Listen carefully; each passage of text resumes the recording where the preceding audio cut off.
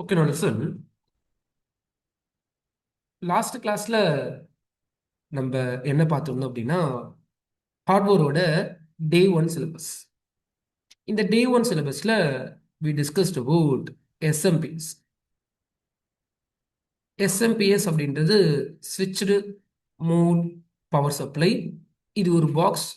இந்த பாக்ஸ் தான் ஏசியை டிசிக்கும் டிசியை ஏசிக்கும் கன்வெர்ட் பண்ணுது. மெயின்லி ஃபார் ஏசி டு டிசிக்கு கன்வெர்ட் பண்ணுது.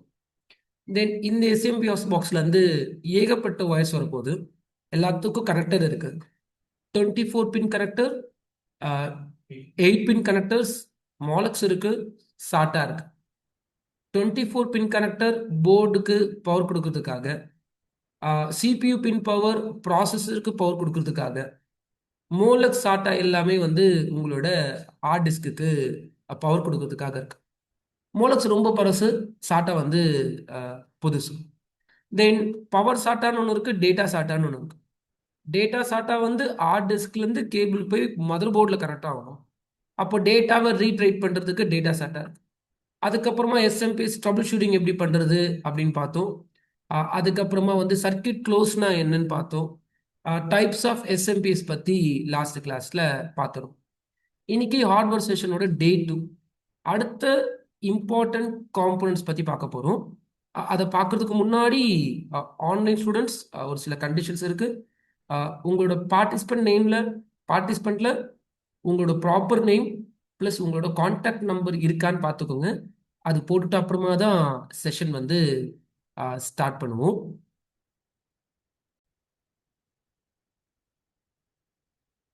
இந்த டே 2ல ஹார்ட்வேர் செஷன்ல என்ன பார்க்க போறோம் அப்படின்னா, we want to discuss about CPU. ஸ்கூல்ல படிச்சிருப்பீங்க. சிபியு அப்படின்றது சென்ட்ரல் ப்ராசஸிங் யூனிட் அப்படின்னு சொல்லுவாங்க. இதை பற்றி தான் இன்னைக்கு கிளாஸ்ல ஃபுல்லாக என்ன பண்ண போகிறோம் அப்படின்னா டிஸ்கஸ் பண்ண போகிறோம். நிறைய தெரிஞ்சுக்க போகிறோம் ப்ராசஸர் பற்றி.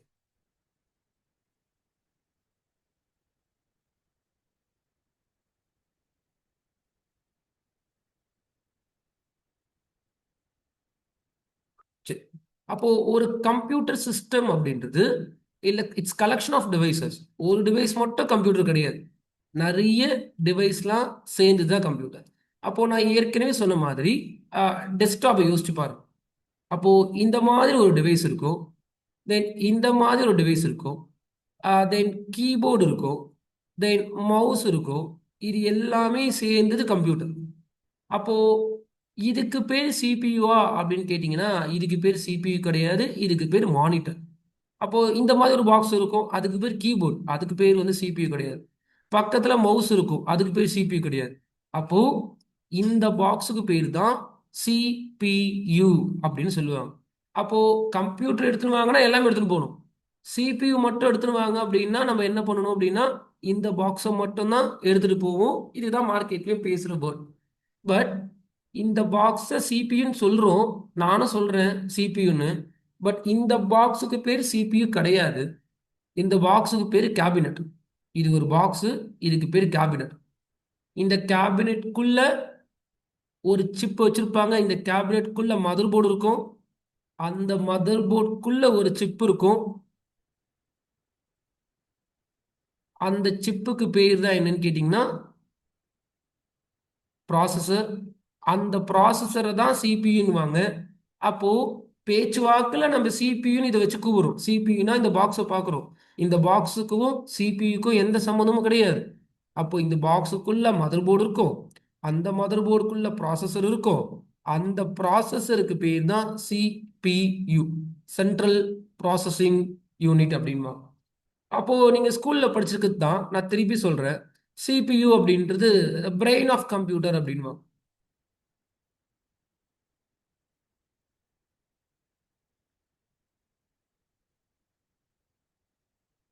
சரி, ஒரு கம்ப்யூட்டர்ல ப்ராசஸரோட வேலை என்ன, ஒரு ப்ராசஸர் என்ன பண்ண போகுது அப்படின்னா, நான் ஒரு சின்ன எக்ஸாம்பிள் கொடுக்குறேன். இது என் கம்ப்யூட்டரோட ப்ராசஸர்.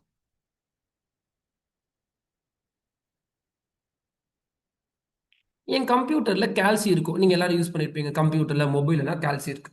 அப்போ நான் வந்து என்ன பண்றேன்னா கேல்சி ஓப்பன் பண்றேன். கேல்சி ஓப்பன் பண்ணிட்டு நான் என்ன கேட்குறேன்னா 2 + 2 தட் இஸ் ஈக்குவல் டு அப்படின்னு கேட்குறேன். நான் இன்புட் கொடுக்குறேன் 2 + 2 ஈக்குவல் டு. அப்போ நான் கொடுக்க போற இன்புட் டைரக்டா ப்ராசஸருக்கு போகும். ப்ராசஸர் இந்த வேல்யூவை ப்ராசஸ் பண்ண ஆரம்பிப்பார். ஏன் இப்போ யாருன்னா என்ன கேட்குறீங்க 2 + 2 என்னன்னு, நான் ஆன்சர் 4 சொல்ல போறேன். அந்த ஆன்சர் 4 எப்படி வந்தது? நான் ஏற்கனவே ப்ராசஸ் பண்ணியிருப்பேன். 2 2 இருக்கு. இந்த 2வையும் இந்த 2வையும் டோட்டலா ஆட் பண்றோம் அப்படின்னா டோட்டலா 4ன்னு ஒரு வேல்யூ வரும். இது எல்லாமே என் மைண்டு ப்ராசஸ் பண்ணும். அதே வேலையை தான் இந்த ப்ராசஸர் பண்ண போறார். அப்போ நான் கால்சியம் மூலமா ஒரு இன்புட் கொடுக்குறேன் 2 + 2 என்னன்னு, அது ப்ராசஸருக்கு போய் ப்ராசஸ் ஆகி ஒரு அவுட்புட் வெளியே வரும். அந்த அவுட்புட் 4ஆ இருக்கும். அப்போ இது கால்சிக்கு மட்டும் கிடையாது. நீங்க உங்க கம்ப்யூட்டர்ல என்னென்னலாம் பண்றீங்களோ, ஒரு கால்சி ஓபன் பண்றீங்க, ஒரு ஜூம்ல கிளாஸ் எடுக்கிறீங்க, ரெக்கார்டிங் போட்டிருக்கீங்க, whatever we are doing in your computer, all the process will be done by processor.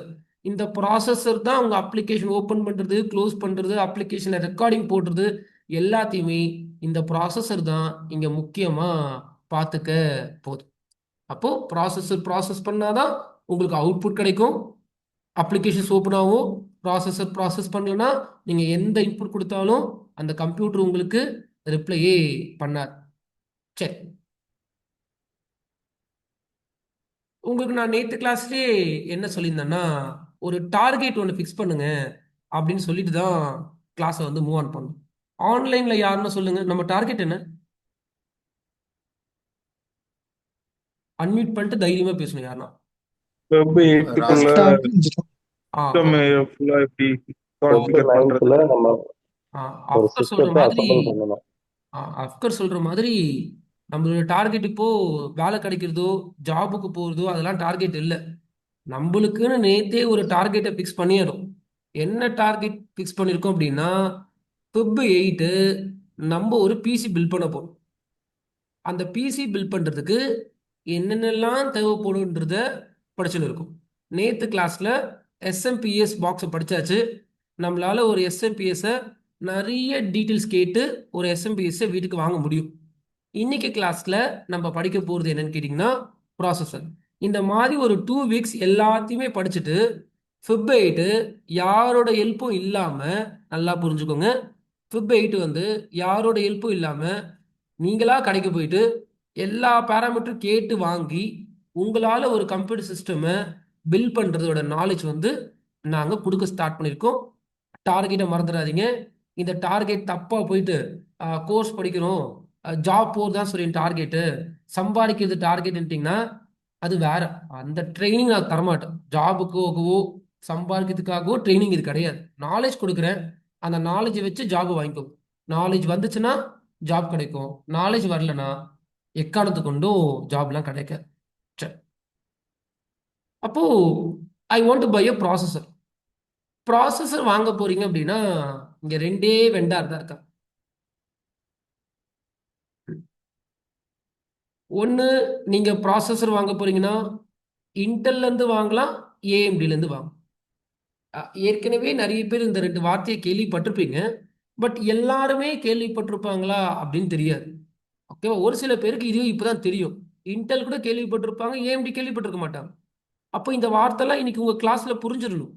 இன்டெலும் ஏஎம்டியும் என்னன்னு கேட்டிங்கன்னா ப்ராசஸர் டெவலப் பண்ற வெண்டர். இவங்க ரெண்டு பேரும் என்ன பண்றாங்கன்னா ப்ராசஸரை ஆர்என்டி பண்ணி கண்டுபிடிக்கிறாங்க. அப்போ இவங்க ரெண்டு பேரும் ப்ராசஸர் டெவலப்பிங் வெண்டார். வெண்டார்னா என்னன்னு கேட்டிங்கன்னா கம்பெனி.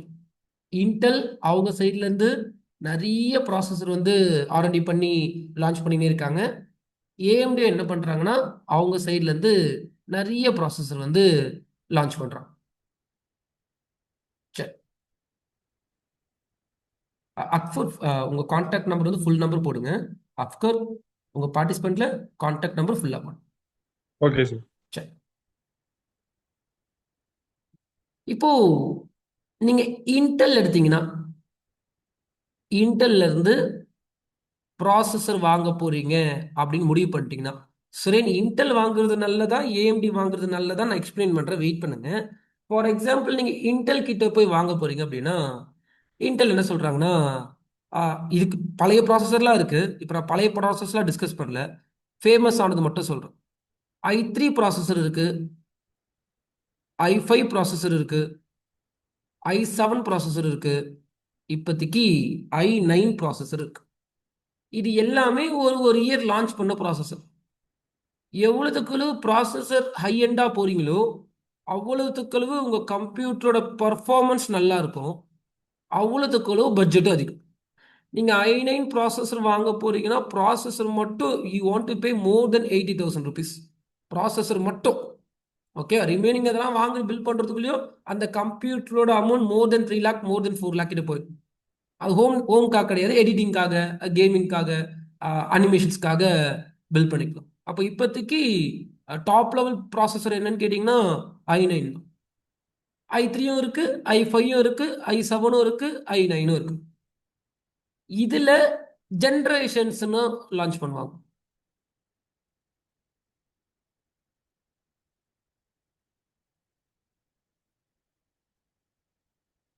இப்போ நீங்க i3 வாங்க போறீங்க அப்படின்னா i3 ஃபர்ஸ்ட் ஜென்ரேஷன்ஸ் ஆஃப் ப்ராசஸரும் இருக்கு, i3ல 11th ஜென்ரேஷன்ஸ் ஆஃப் ப்ராசஸர் இருக்கு.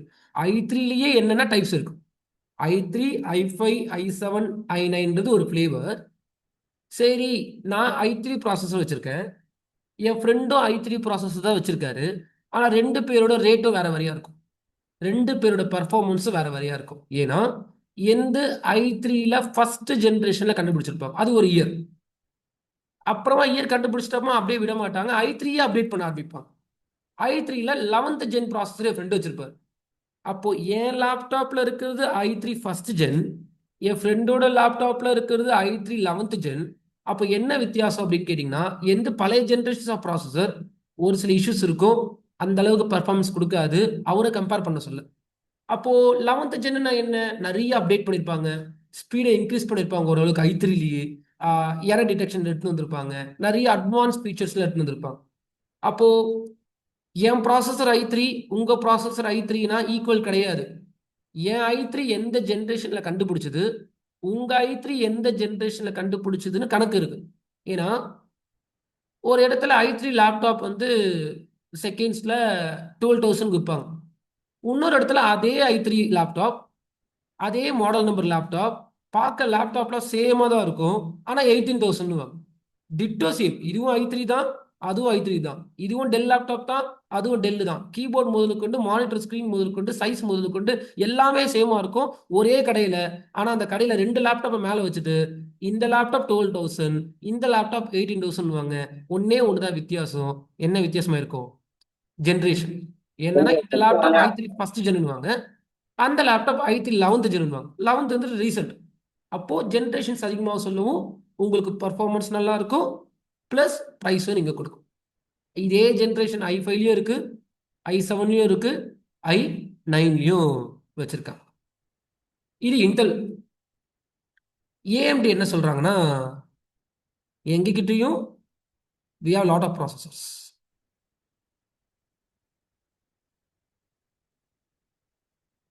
எங்ககிட்டயும் ப்ராசஸர்லாம் இருக்கு.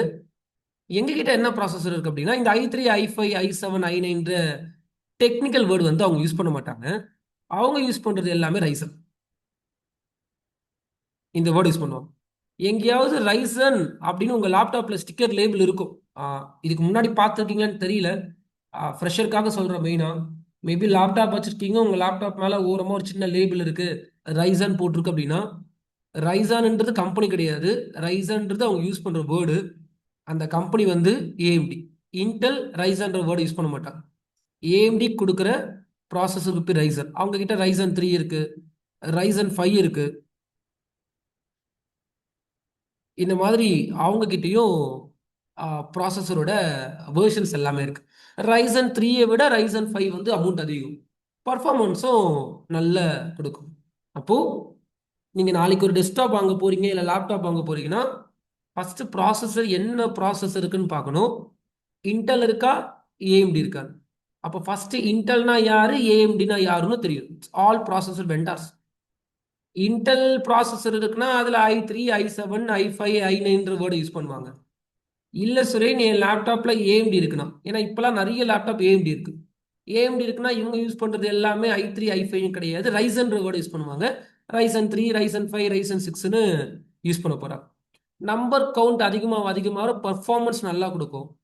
பர்ஃபார்மன்ஸ் அதிகமாக இருக்க ப்ராசஸர் வாங்க போறீங்கன்னா காஸ்ட்டும் ஹெவியாக கொடுத்து தான் நீங்கள் வாங்குற மாதிரி இருக்கு. இதை நீங்கள் நல்லா உன்னிப்பாக கவனிச்சுக்கணும். சரி, அடுத்த பாயிண்ட்.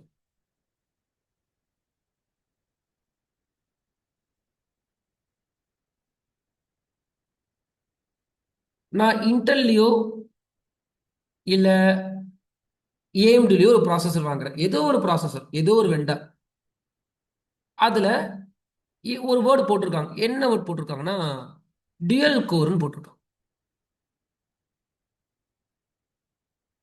சார் எனக்கு ப்ராசஸர் ஒரு டவுட் சார். சொல்லுங்க. சார் இங்க i3 i5 இருக்கு இல்லைங்களா?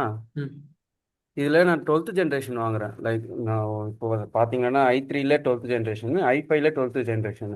ம் இந்த ரெண்டுத்துல எது சார் பெஸ்ட்டாக இருக்கும்? i3 12th gen, i5 12th ஜென்னோட i5 தான் பெஸ்ட்டாக இருக்கும். பட் அவங்க இந்த வேர்ஷன்ஸ் ரொம்ப ஓவர்வியூவாக வச்சுருக்காங்க. என்ன அப்படின்னா பெஸ்ட்டுன்னு பார்க்க சொல்ல இன்னும் டீப்பாக படிக்க வேண்டியது இருக்கு. இந்த ப்ராசஸரோட மாடல் நம்பரோட டிஸ்கிரிப்ஷன்ஸ், இந்த ப்ராசஸரோட மாடல் நம்பர் டிஸ்கிரிப்ஷன், அவங்க இந்த ஜென்ல என்னென்னலாம் ஆட் பண்ணியிருக்காங்க, இந்த ஜென்ரேஷன்ஸ்ல என்னென்னலாம் ஆட் பண்ணியிருக்காங்கன்னு பார்க்க வேண்டியது இருக்கு. பட் நார்மலாக ஓவர்வியூவாக சொன்னா, டீப்பாக போகாமல் ஓவர்வியூவாக சொன்னா i3 12th ஜென்னா i5 12th ஜென்னானா i5 12th gen choose பண்ணுறது தான் நல்லது ஓவர்வியூ. சரிங்க. சார் இல்லை, நான் என்ன கேட்குறேன்னா 12th ஜென்ரேஷன் தானே இப்போ லேட்டஸ்ட் ஜென்ரேஷனோ ஏதோ இருக்கு. ஆமாம், ஸோ இப்போ அதில் என்ன அப்டேட் இருக்கோ அதில் தானே i5லையும் அப்டேட் அப்படி பண்ணியிருப்பாங்க, கிடையாது. i5லையும் அப்டேட் பண்ணியிருப்பாங்க. அப்படி கிடையாது. இங்க ஓகே. எப்படின்னா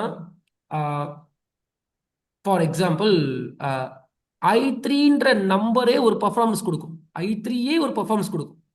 ஓகே. i5ன்ற நம்பர் i3யை விட பர்ஃபார்மன்ஸ் அதிகமாக கொடுக்கும். ஜென்ரேஷனை மறந்துடும். இப்போ ஜென்ரேஷனை ஓ. பார்க்காம, ஜென்ரேஷனே ம். கிடையாது, i3 ஓகே. பெஸ்ட்டா i5 பெஸ்ட்டானா ஃபர்ஸ்ட் i5 தான் பெஸ்ட். ஏன்னா ஓ. i3யை விட i5 நல்ல பர்ஃபார்மன்ஸ் கொடுக்கும்.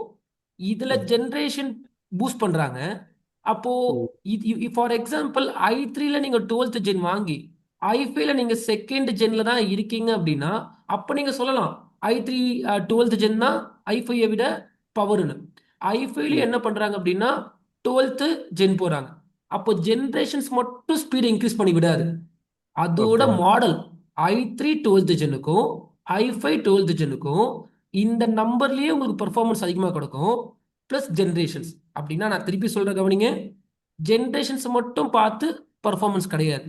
ஃபர்ஸ்ட் ப்ரியாரிட்டி இந்த நம்பர்ஸ்க்கு தான், இங்க இருக்க நம்பருக்கு தான் ப்ரியாரிட்டி. இந்த நம்பர் ப்ரியாரிட்டியை பார்த்துட்டு அப்புறமா தான் நீங்க எது கீழே போகணும்னா ஜென்ரேஷன்ஸ் கீழே போகணும். அப்போ நான் i3 ப்ராசஸர் வச்சிருக்கேன், என் ஃப்ரெண்டு i5 வச்சிருக்காரு, ஜென்ரேஷனை பார்க்காதீங்க, அப்போ i5 தான் பெஸ்ட். நான் i3ல 12th ஜென் வழியும் வாங்கிட்டேன், அவர் i5 ஃபர்ஸ்ட் ஜென்ல தான் இருக்கார். அப்போ யாரு ஓரளவுக்கு பெனிஃபிட்டா இருக்கும்னா i3 தான் பெனிஃபிட்டா இருக்கும். இப்போ இப்போ ஜென்ரேஷன்னால i3 கம்மியாயிடும், ஏன்னா அவர் எந்த ஓகே. Generation first gen.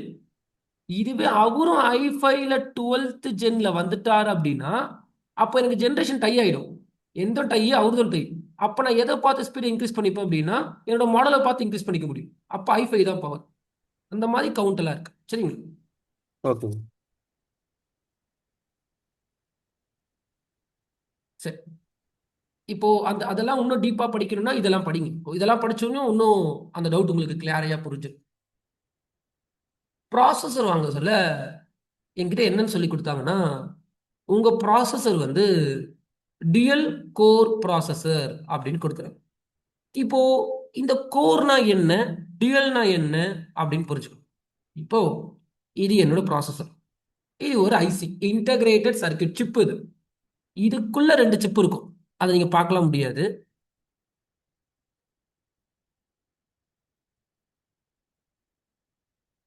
ரெண்டு சிப் இருக்கும். ஏன் 2 சிப் இருக்குன்னா இதுக்குள்ள 2 கோர், டியூயல்னா 2. இது கோர் 1 அப்படின்னு வச்சுக்கோங்க, இது கோர் 2ன்னு வச்சுக்கோங்க. என் ஃப்ரெண்டு ஒரு ப்ராசஸர் வாங்குறாரு, இன்டெலோ ஏஎம்டியோ அது பிரச்சனை இல்லை. அவர் ப்ராசஸரில் என்ன சொல்லிட்டாங்கன்னா 4 கோர் ப்ராசஸர் அப்படின்றாங்க. அப்போ அவருக்குள்ள 4 சிப் இருக்கும் அப்படின்னா அந்த ஒரு ப்ராசஸருக்குள்ள குட்டி குட்டியா 4 சிப் இருக்கும்.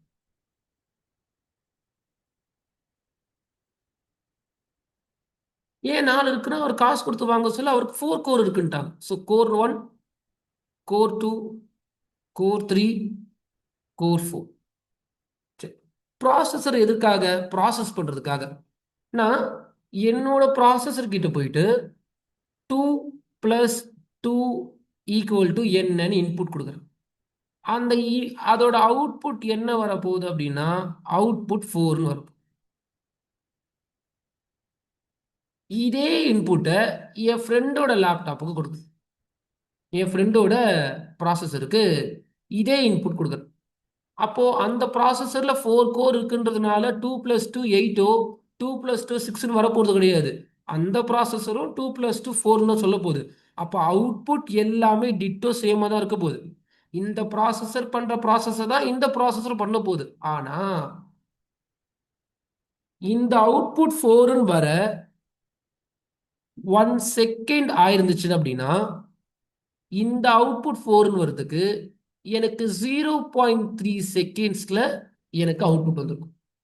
அப்படின்னா கோர் அதிகமாக உங்களுக்கு பர்ஃபார்மன்ஸ் அதிகமாக இருக்கும்.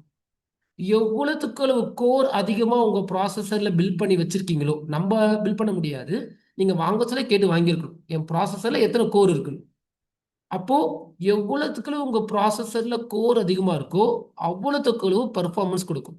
எவ்வளோத்துக்கு அளவு கோர் கம்மியாக இருக்கோ அவ்வளோத்துக்கு அளவுக்கு டீசெண்டான பர்ஃபார்மன்ஸ் மட்டும்தான் கொடுக்கும்.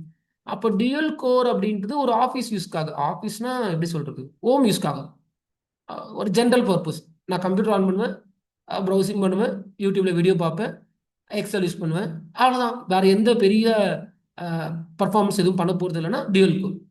இல்லை நான் கொஞ்சம் கேம் ரன் பண்ண போகிறேன், நான் ஆட்டோ கேட் அப்ளிகேஷன் இன்ஸ்டால் பண்ண போகிறேன், அனிமேஷன் பண்ண போகிறேன், மாயா இருக்குது, கோரல்ட்ரா இருக்குது, ஃபோட்டோஷாப் இருக்குது, கொஞ்சம் எடிட்டிங்கும் பண்ணுற மாதிரி இருக்குன்னா கண்டிப்பாக டியூல் கோர் வந்து தாங்காது, அவ்வளோ பர்ஃபார்மன்ஸ் கொடுக்காது, ரொம்ப லேக் ஆகும்.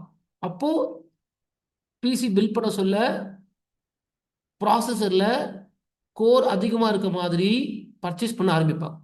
ஏன்னா கோரை விட்டுட்டீங்க அப்படின்னா திருப்பி பிரச்சனை. ஏன்னா ஒரு பிசி பில்ட் பண்ண போறீங்க அப்படின்னா இருக்கிறதுலே ரொம்ப காஸ்ட்லி என்னன்னு கேட்டீங்கன்னா ப்ராசஸர் தான். கிராஃபிக் கார்டாக இருக்கட்டும், போர்டாக இருக்கட்டும், அதெல்லாம் செகண்டரி தான். மெயினான இன்வெஸ்ட்மெண்ட் நீங்கள் எதுக்கு போடணும்னா ப்ராசஸருக்கு, ரேமுக்கு தான். ஹார்ட் டிஸ்க்லாம் கம்மி, இப்போ மார்க்கெட்டில் கம்மியான ஹார்ட் டிஸ்க் எவ்வளோ வந்துருச்சு. அப்போ ஃபர்ஸ்ட் கான்சன்ட்ரேஷனே எஸ்எம்பிஸ் கிடையாது, ஃபர்ஸ்ட் கான்சன்ட்ரேஷனே உங்களுக்கு ப்ராசஸரில் போடணும். அப்போ எவ்வளவுக்கு கோர் அதிகமாக இருக்கோ அவ்வளவுக்கு நல்லது. சரி, இதெல்லாம் நான் ப்ராக்டிக்கலாக காமிக்கிறேன், வெயிட் பண்ணு. ப்ராசஸர்ல ஹைப்பர் த்ரெட்டிங்ன்ற வார்த்தை இருக்கான்னு பார்த்துக்கோ.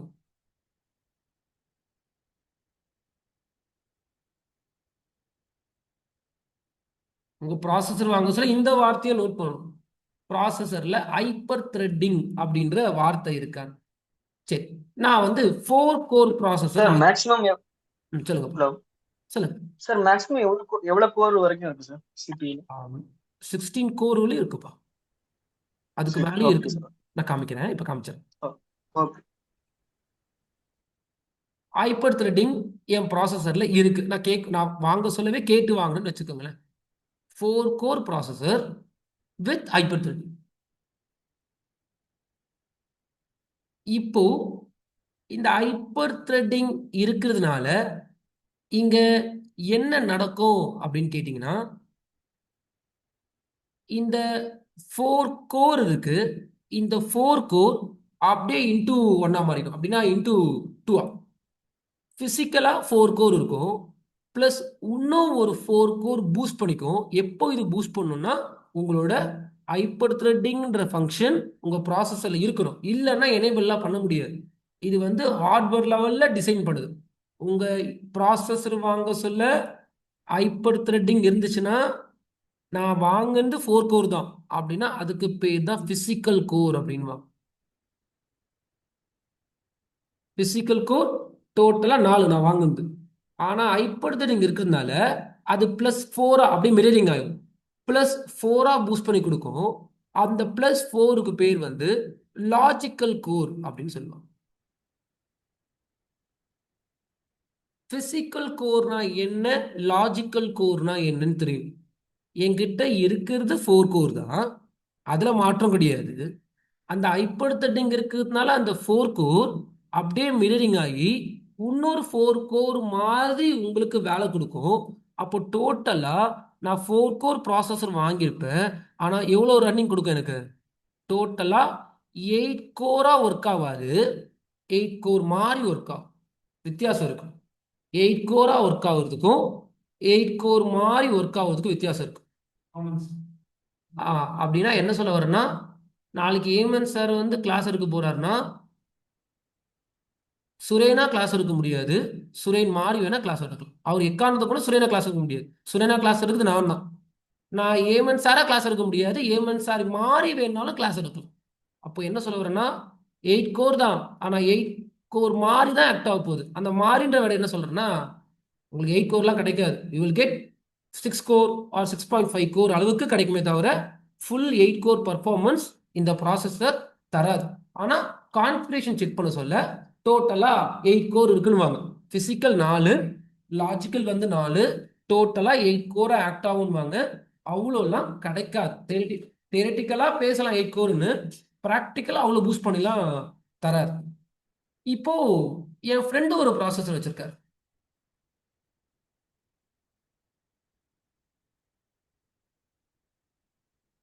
அவரது 8 கோர் ப்ராசஸர்.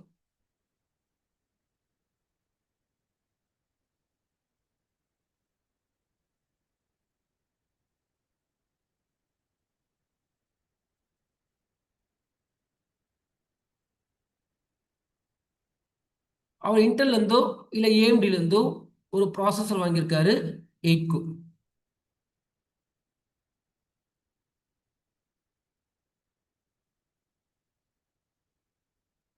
8 கோர் பிசிக்கல்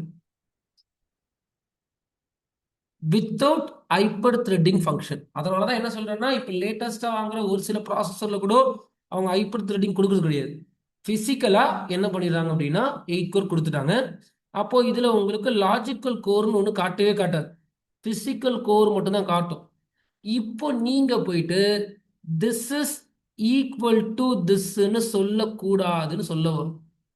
நீங்க பார்க்கறதுக்கு ரைட்டிங் பேட்ல பார்க்கறதுக்கு மேல நான் 4 கோர் வித் ஹைப்பர் த்ரெட்டிங் டோட்டலா 8 கோரா வேலை செய்யும். என் ஃப்ரெண்டோட ப்ராசஸரும் 8 கோர் தான் வாங்கியிருக்காரு. அவரு ஒரு 18,000 20,000 கொடுத்து வாங்கியிருப்பாரு, நான் ஒரு 12,000 கொடுத்து வாங்கியிருப்பேன். அப்போ என் ப்ராசஸரும் அவங்க ப்ராசஸரும் ஈக்குவல்னு சொல்லாதீங்க. உங்களது 8 கோர் மாதிரி வேலை செய்ய போகுது, அவரது 8 கோரா வேலை செய்யும். அவரது தான் ரியல் 8 கோர் கிடைக்கும். அவர்களோட 8 கோர் பர்ஃபார்மன்ஸ் உங்களுக்கு கிடைக்காது, உங்களுக்கு பூஸ்ட் தான் பண்ண போகுது. முடிஞ்ச அளவுக்கு அந்த ப்ராசஸர் கஷ்டப்படும். கஷ்டப்பட்டு தான் ஒரு 7 கோரோ 6.5 கோர் பர்ஃபார்மன்ஸ் உங்களுக்கு கொடுக்கும், 8 கொடுக்காது. அவரது அப்படி கிடையாது, அவர் பிசிக்கலே 8 கோர். அப்போ பிசிக்கலே 8 கோர்னா அவர் உங்களுக்கு 8 கோர் வரையும் பர்ஃபார்மன்ஸ் கொடுப்பார். என்ன, அவர் ப்ராசஸரோட பட்ஜெட் அதிகம்.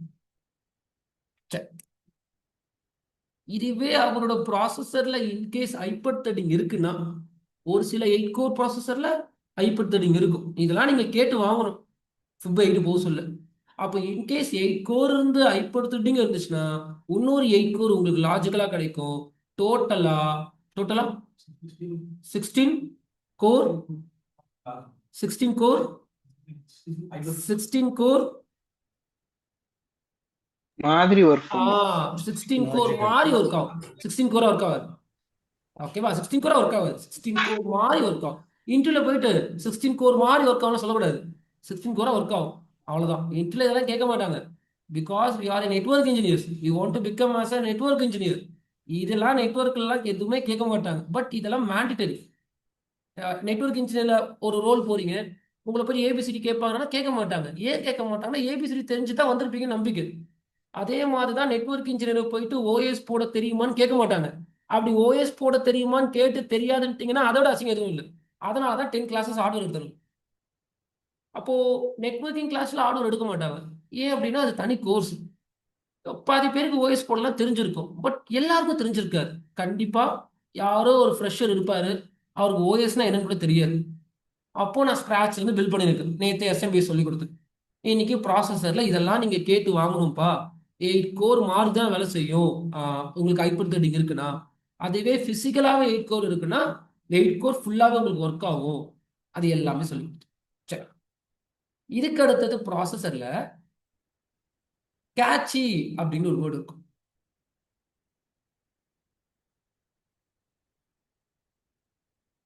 ப்ராசஸர் வாங்க சொல்ல கேட்சி மெமரி அப்படின்னு ஒரு வார்த்தை இருக்கும். இதையும் பார்த்து பொறுமையா கேட்டுவாங்க.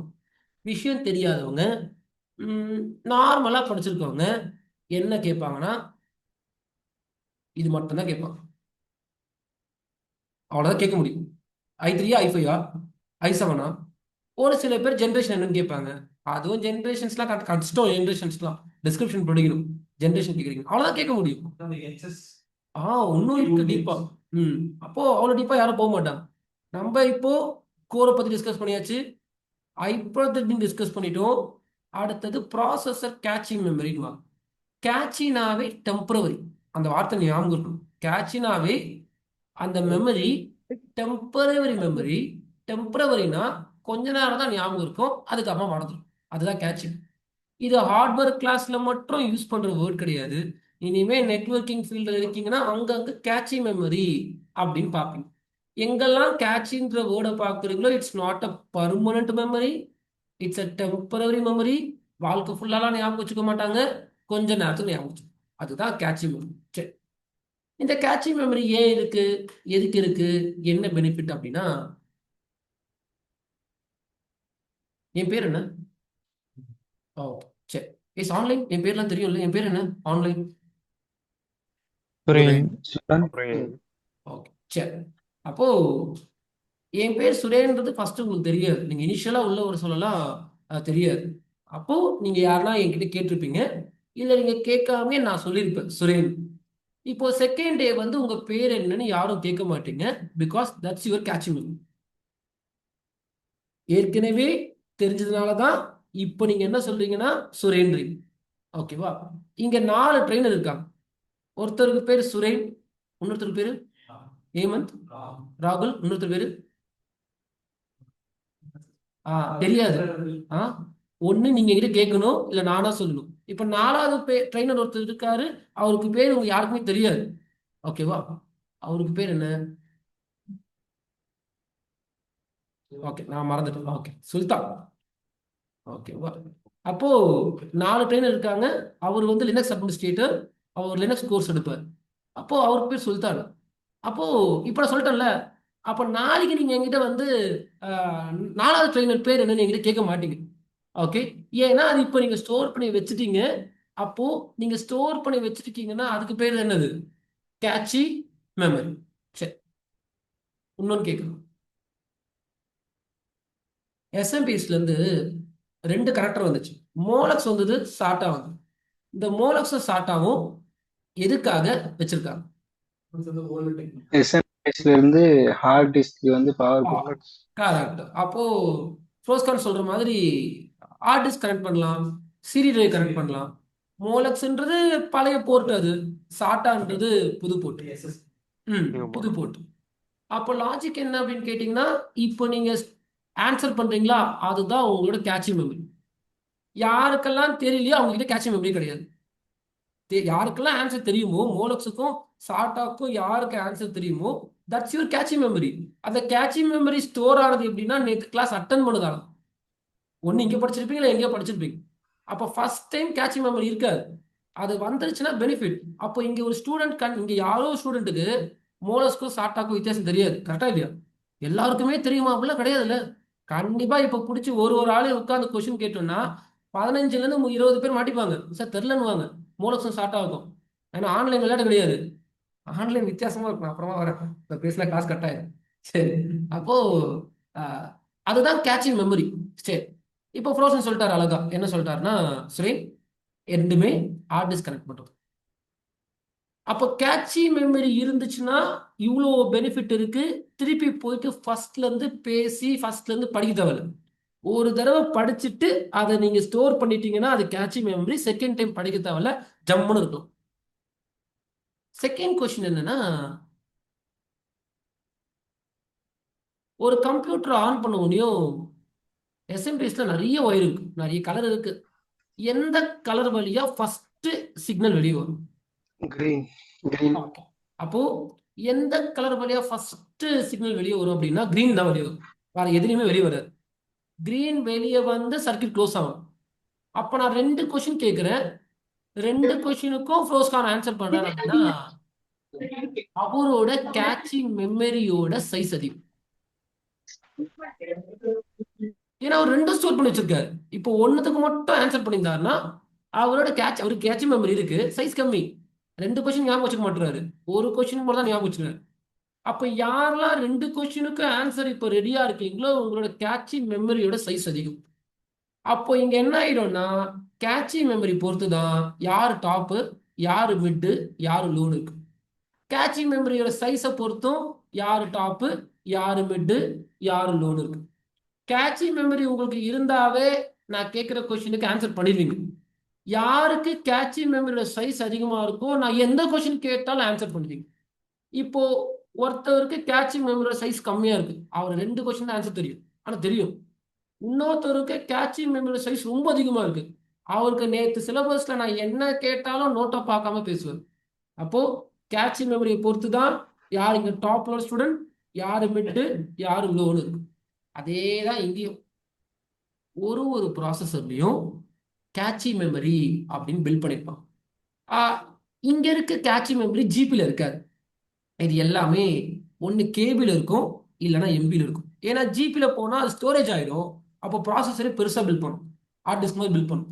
ப்ராசஸரே குட்டி, அதில் போயிட்டு ஜிபி மாதிரி பில்ட் பண்ணுறது அவங்க விரும்பலை. ஏன்னா ப்ராசஸர் நிறைய வேலை பண்ண போகுது.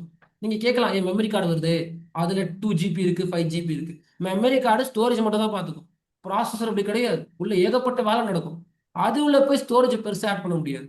அப்போ ப்ராசஸர்ல கேட்சி மெமரி இருக்கும், அந்த கேட்சி மெமரி ரொம்ப சைஸ் கம்மியாக தான் வச்சிருப்பாங்க, எம்பியில் வச்சிருப்பாங்க. இப்போ நான் என் ப்ராசஸர் கிட்ட நல்லா கவனிக்கணும்.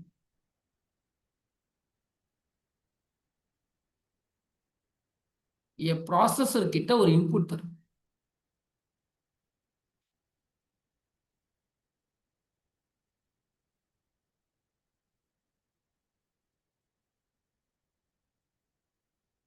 என்ன தரேன்னா 2 + 2 என்னன்னு கேட்குறேன்.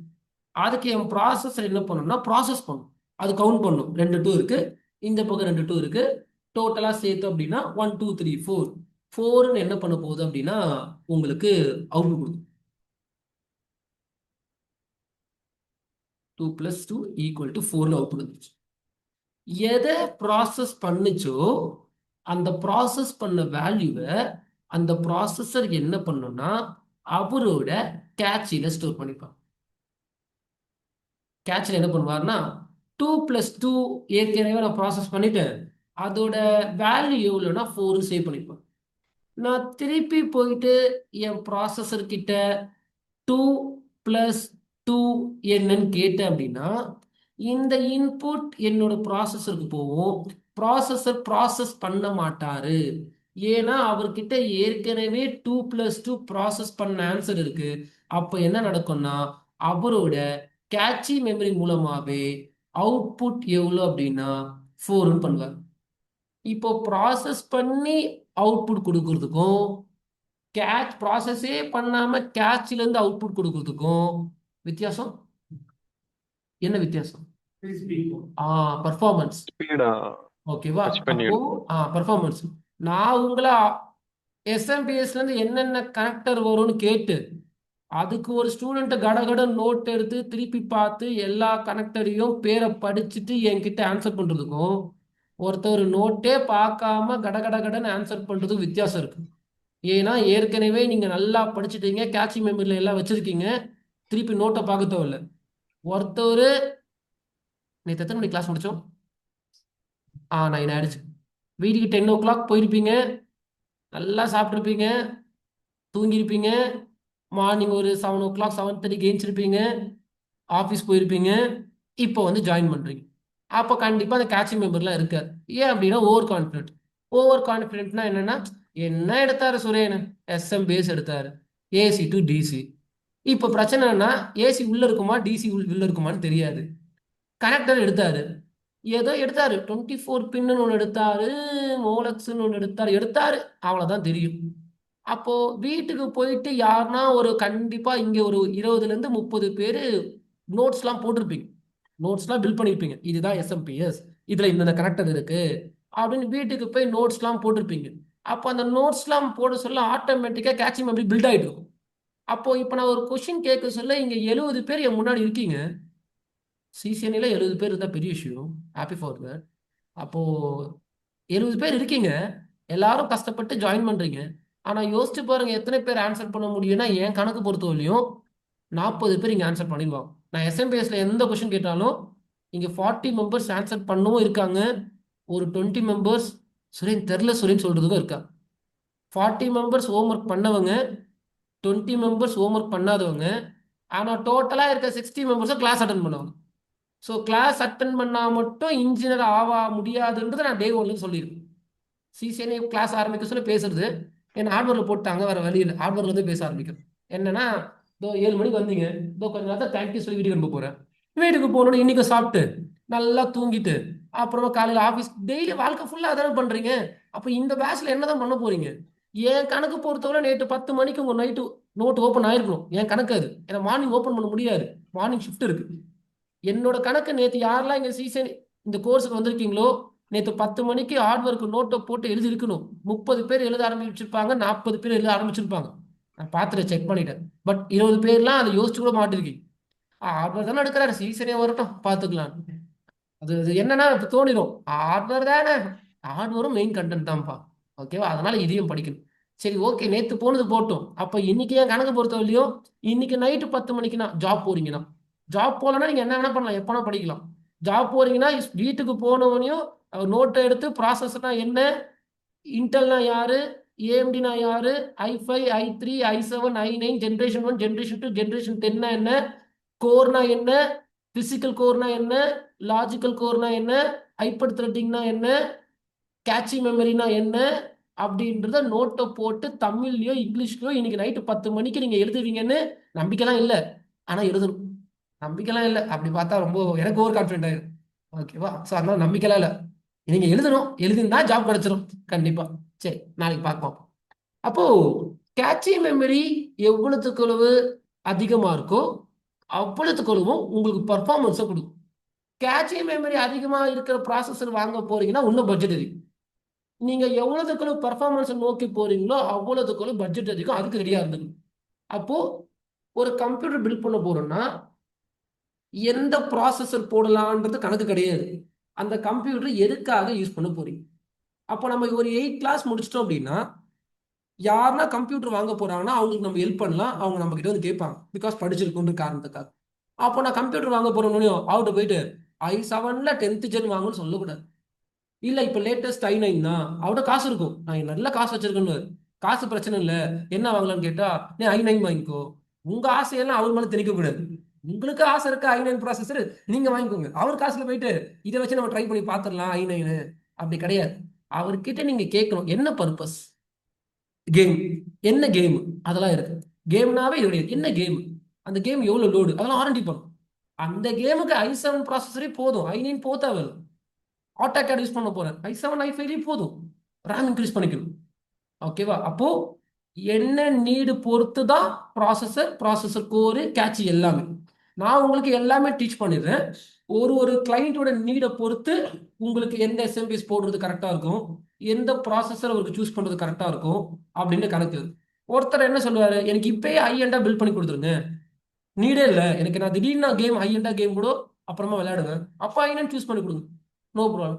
ஒரு சில பேர் எனக்கு இதுதான் நீடு, அவரு கோரல்ட்ரா அப்ளிகேஷன் யூஸ் பண்ண போறார், இல்ல ஒரு போட்டோஷாப் கடையில மிஞ்சி என்ன பண்ணுவாங்கன்னா ஒரு போட்டோஷாப், ஒரு கோரல்ட்ரா, ஒரு இல்லுஸ்ட்ரேட்டர் யூஸ் பண்ணுவாங்க, அதுக்கு மேல அவங்க கேம் ரன் பண்ண போறது இல்லை. அப்போ அந்த கடைக்கு பிசி பில்ட் பண்ண போறோம்னா அதுக்கேற்ற மாதிரி பில்ட் பண்ணணும். அவருக்கு ஐநைன் தேவை கிடையாது, அவருக்கு அவ்வளோ கோர் அதிகமா இருக்கணும்ல தேவையில்லை, டீசென்டான கோர் தான் போதும், டியூவல் கோர் இருக்கக்கூடாது. சார் பட்ஜெட் ரொம்ப கம்மி, ஒரு டீசெண்டான ஒரு கம்ப்யூட்டர் வேணும். இப்போதைக்கு டியூவல் கோர் போடாதீங்க எங்கேயுமே. டியூவல் கோர் ஓஎஸ்ஏ கோர் எடுத்துக்கும். மினிமம் 4 கோர் இருக்கணும். மினிமம் 4 கோர் இருந்தால் தான் இப்போ வர ஆப்ரேட்டிங் சிஸ்டம் தாண்டும். ஏன்னா மைக்ரோசாஃப்ட்ல இப்போ கொடுக்குறது விண்டோஸ் 11. விண்டோஸ் 11 வந்து நீங்கள் டியூவல் கோரில் போட்டிங்கன்னா ஃபுல் கோரை ஓஎஸ்ஏ எடுத்துக்கும். நீங்கள் இன்ஸ்டால் பண்ணுற அப்ளிகேஷனுக்கு இடமே பத்தாது. அப்போ மினிமம் இதுக்கு மேலே சார் நான் தெரியாமல் டியூவல் கோர் வாங்கிட்டேன்னா அது பிரச்சனை கிடையாது. இதுக்கு மேலே லேப்டாப்ஸ் பில்ட் பண்ண போறீங்க, கம்ப்யூட்டர் பில்ட் பண்ண போறீங்க, யாருக்கா ரெக்கமெண்ட் பண்ண போறீங்கன்னா மினிமம் 4 கோர் இருக்கும். 2 கோர் கிட்ட போகவே கூடாது. அப்போ கேட்சி மெமரி அதிகமாக இருந்தாலும் உங்களுக்கு பர்ஃபார்மன்ஸ் கொடுக்கும். அப்போ நாளைக்கு நான் ஒரு ப்ராசஸர் வாங்க போறேன் அப்படின்னா இது எல்லாத்தையுமே நான் படிச்சுட்டு தெரிஞ்சுக்கிட்டு போய் வாங்குவேன். அதுவே நான் இன்னைக்கு ப்ராசஸர் வாங்க போறேன் அப்படின்னா எனக்கு தெரிஞ்சது இன்டெல், ஏஎம்டி இவ்வளோதான் தெரியும். i5 i7 i9 தெரியும். அது உள்ள என்ன வச்சிருக்காங்கன்னு கூட எனக்கு தெரியாது. அப்போ நாலேஜ் மாறும். இதுக்கு அடுத்தது இந்த மேக்கை பத்தி சொல்லிக் கொடுக்கும். ப்ராசஸர்னாவே 2 வெண்டார் தான், அதுக்கு மேலே வெண்டார்லாம் கிடையாது. அப்போ மேக் லேப்டாப் பார்த்துருப்பீங்க. எஸ் சொல்லுங்க. கேட்சி அப்படின்றது டெம்பரவரி. கம்ப்யூட்டர் ஆஃப் பண்ண போயிடும். திருப்பி என்கிட்ட வந்து உங்க பேர் என்ன சார் கேட்கும். திருப்பி ஸ்டோர் பண்ணி வச்சு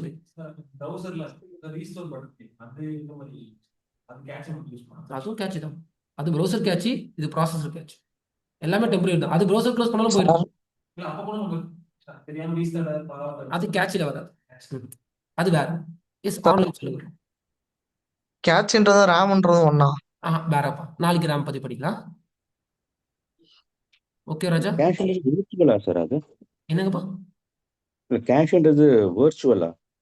ஒன்றும் இல்லை.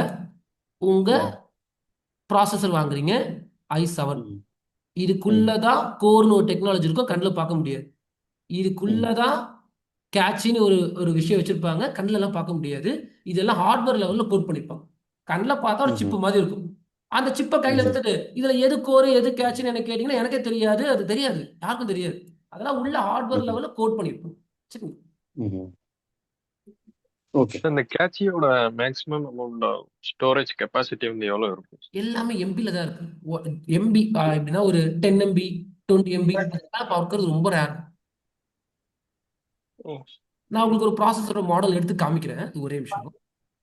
நான் மேக் முடிச்சிருக்கேன். சார் இப்போ எஸ் 2+2 4ன்னு சொல்லிட்டு ஃபர்ஸ்ட் தடவை போடும்போது நமக்கு ப்ராசஸ் பண்ணி வருது. செகண்ட் டைம் போடும்போது அது அவுட்புட் வந்து ஆல்ரெடி இருக்கிறதா தருது. ஸோ நம்ம க்ளோஸ் பண்ணிட்டா மறுபடியும் ப்ராசஸ் பண்ணுமா இல்ல ஸ்டோர் பண்ணிருக்கிறது இப்போ தெரியுமா? உங்க கம்ப்யூட்டர் ஆஃப் பண்ணிட்டீங்கன்னாவே கேட்சி மெமரி எல்லாம் போயிடும். நான் திருப்பி 2+2 என்னன்னு கேட்டேன்னா ப்ராசஸர் ப்ராசஸ் பண்ணி தான் தரும். Okay okay. இப்போ ஆப்பிள் ப்ராடக்ட்ஸ் வாங்கி மேக் ஒரு சில பேர் கேட்சிங்கிறது வந்து டெம்பரரி மெமரி மாதிரி. திருப்பி கேளுங்க மாதிரியா, வாய்ஸ் பிரேக் ஆகுது. கேட்ச்ன்றது டெம்பரரி மெமரி மாதிரி. ஆமாமா டெம்பரரி தான். ஆஃப் ஆனா போயிடும். உங்க ப்ராசஸர் ஆஃப் ஆச்சுன்னா போயிடும்.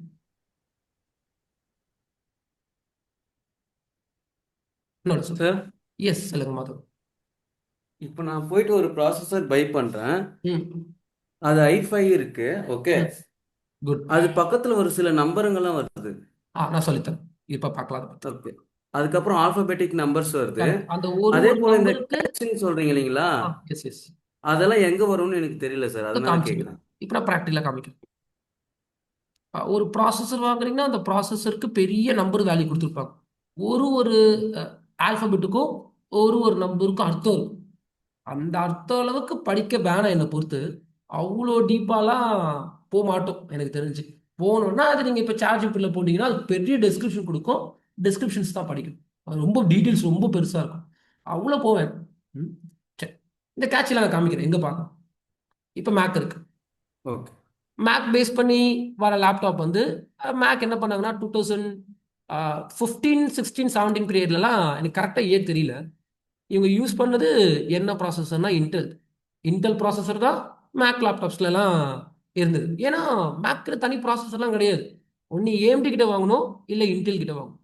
அதுக்கப்புறமா ஆஃப்டர் 2018 20 வர லேப்டாப்ஸ் மேக் என்ன பண்ணிட்டாங்கன்னா 20ல ஓகே. ஸோ 2020க்கு மேலே வர லேப்டாப்ஸ்லாம் மேக் என்ன பண்ணிட்டாங்கன்னா அவங்களோட ஓன் ப்ராசஸர் வந்து ஆர்என்டி பண்ணி லான்ச் பண்ண ஆரம்பிச்சாங்க. அதுதான் சிப் லெவல். என்ன சிப்னா M1, M2, M3, M4, M5 வழியும் இருக்கு. இங்க லான்ச் பண்ணிருக்காங்கன்னு தெரியல, பட் இருக்கா? சரி, okay. M1, M2, M3, M4, M5 வழியும் இருக்கு. அப்போ நீங்க மேக் லேப்டாப் வாங்க போக சொல்ல அங்க வந்து இன்டெல் AMD ரெண்டு பேருமே அங்க பிளேஸ் ஆக மாட்டாங்க. They have a own processor, like the name will be M1 chip, M2 chip, M3 சிப்னு வாங்க. நீங்க ஒரு ஷோரூம் போறீங்க, ரெண்டு மேக் லேப்டாப் இருக்கும். இது எவ்வளோன்னு கேட்டா 85,000 வாங்க, அது எவ்வளோன்னு கேட்டா 1,16,000 வாங்க. ரெண்டுமே பார்க்க ஒரே மாதிரி தான் இருக்கும். என்னன்னா இது M1 சிப் இருக்கு, அது M3 சிப் இருக்குன்னு வாங்க. அந்த சிப்பு மட்டும் தான் மாறும். ஓகே, பர்ஃபார்மன்ஸ் நீங்க பர்ஃபார்மன்ஸை விட்டுறக்கூடாது. கண்டிப்பா பர்ஃபார்மன்ஸ் அதிகமா இருக்கும். அதுலயும் கோர் லாஜிக்லாம் இருக்கும். ஓகேவா? அப்போ M1 விட M2 அதிகம், M2 விட M3 அதிகம். அவங்க யூஸ் பண்ண டெக்னிக்கல் வேர்டு எல்லாமே எம்ல யூஸ் பண்ணுவாங்க. சரி, யார் மேக் வாங்கலாம்? ஓகே, எடிட்டர்ஸ் அது மாதிரி. நான் எடிட்டிங், பார்த்து கிராஃபிக்ஸ் டிசைனர். கரெக்ட். நான் பார்த்து சொல்றேன். நான் சொல்றது கரெக்டா இருக்கும்னு சொல்ல முடியாது. நான் எனக்கு தெரிஞ்சது, நான் கேள்விப்பட்டது உங்களுக்கு ஷேர் பண்றேன். அது உண்மையா தப்பா அப்படின்னு எனக்கு தெரியாது. எடிட்டர்ஸ் மெயினா ஃபர்ஸ்ட் இன்டெல் ப்ராசஸரோ AMD ப்ராசஸர்ல தான் எடிட் பண்ண ஆரம்பிப்பாங்க. ஸ்டார்டிங் எல்லாம் மேக்ல போக முடியாது, பட்ஜெட் ரொம்ப அதிகம். அவங்க இதுல தான் எடிட் பண்ண ஆரம்பிப்பாங்க. அவங்க எடிட் பண்ணி இந்த பஃபரிங் சைஸ், ரேண்டரிங், இந்த ஸ்பீட்லாம் இருக்கு.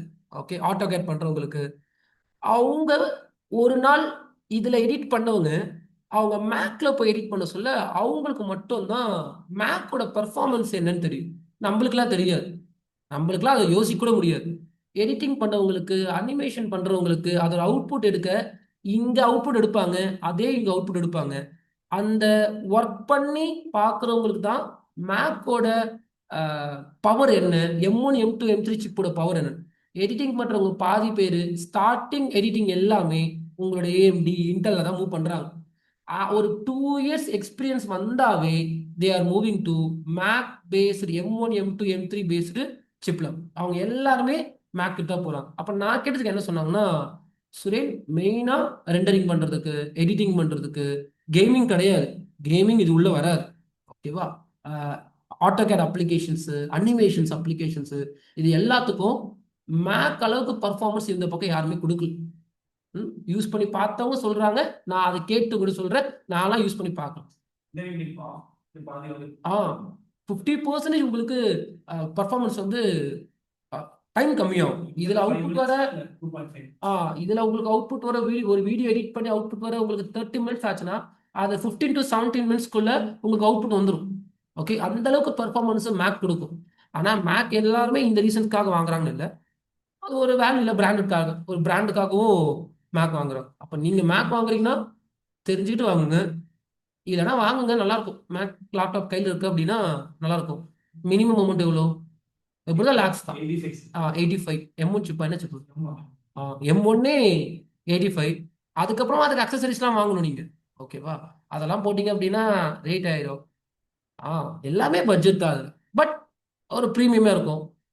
ஸ்டூடெண்ட் வச்சிருந்தாரு, நல்லா இருந்துச்சு. M3லயா M2ல வாங்கியிருந்தாரு.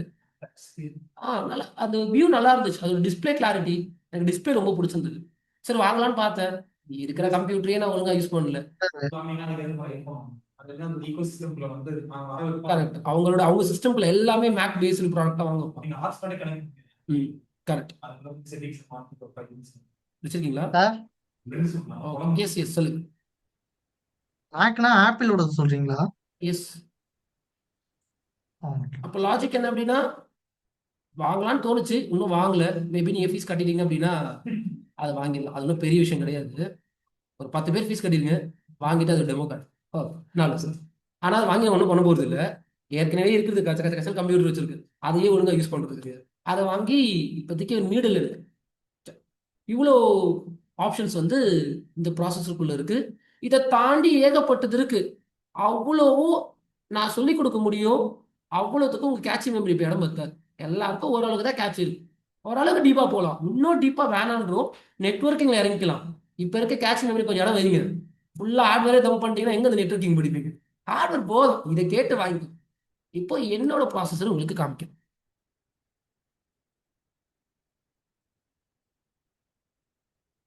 உங்க பிசி கீழே டாஸ்க் பார்ல ரைட் கிளிக் பண்ணிட்டு டாஸ்க் மேனேஜர் போங்க.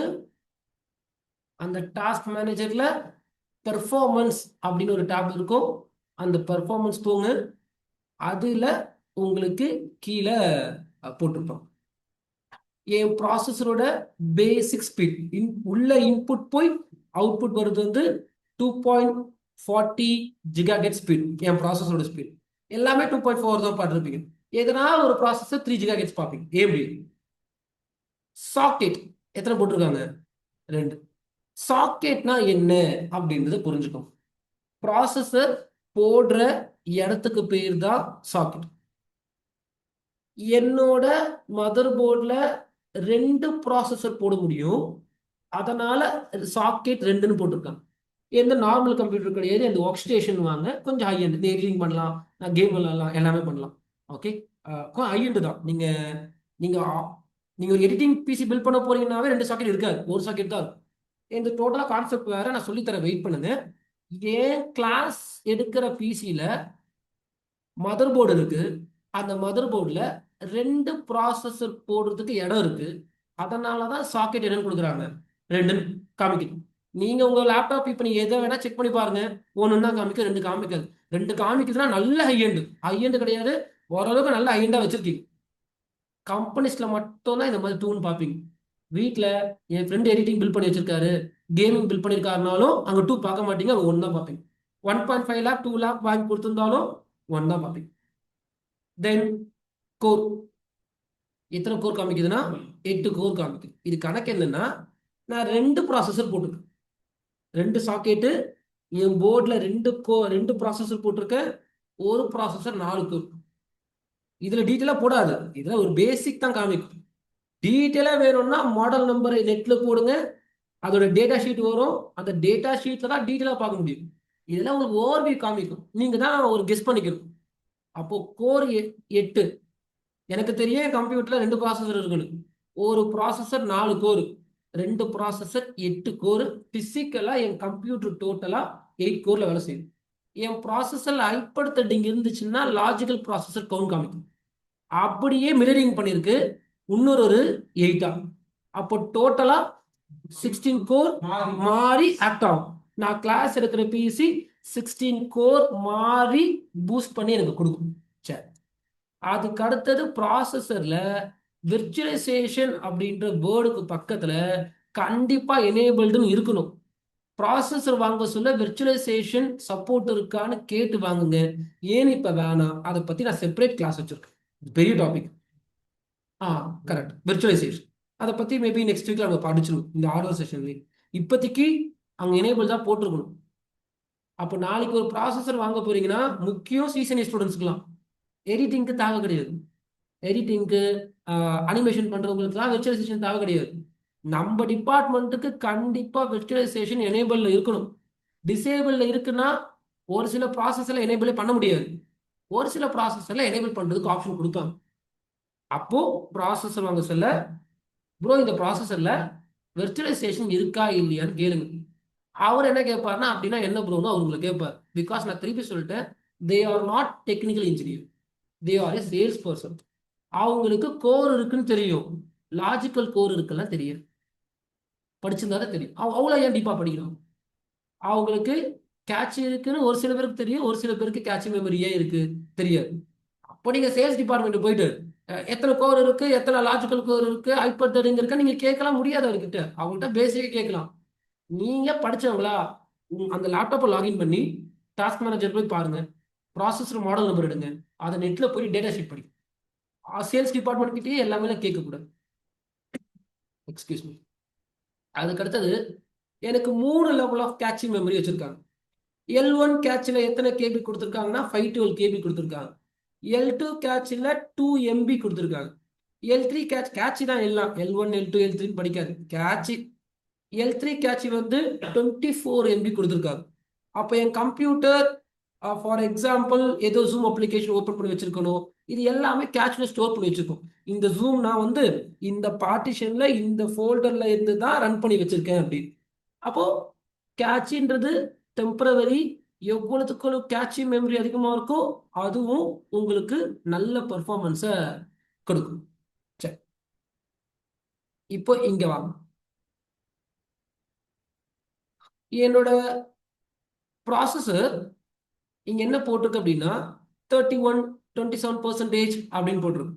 அப்படின்னா இப்போதைக்கு என் ப்ராசஸரோட யூட்டிலைசேஷன், என் ப்ராசஸர் எவ்வளவு வேலை பண்ணுது, 100%ல 15ல இருந்து 30 வரைக்கும் பெர்சன்டேஜ் என் வேலை என்னோட ப்ராசஸர் பண்ணுது.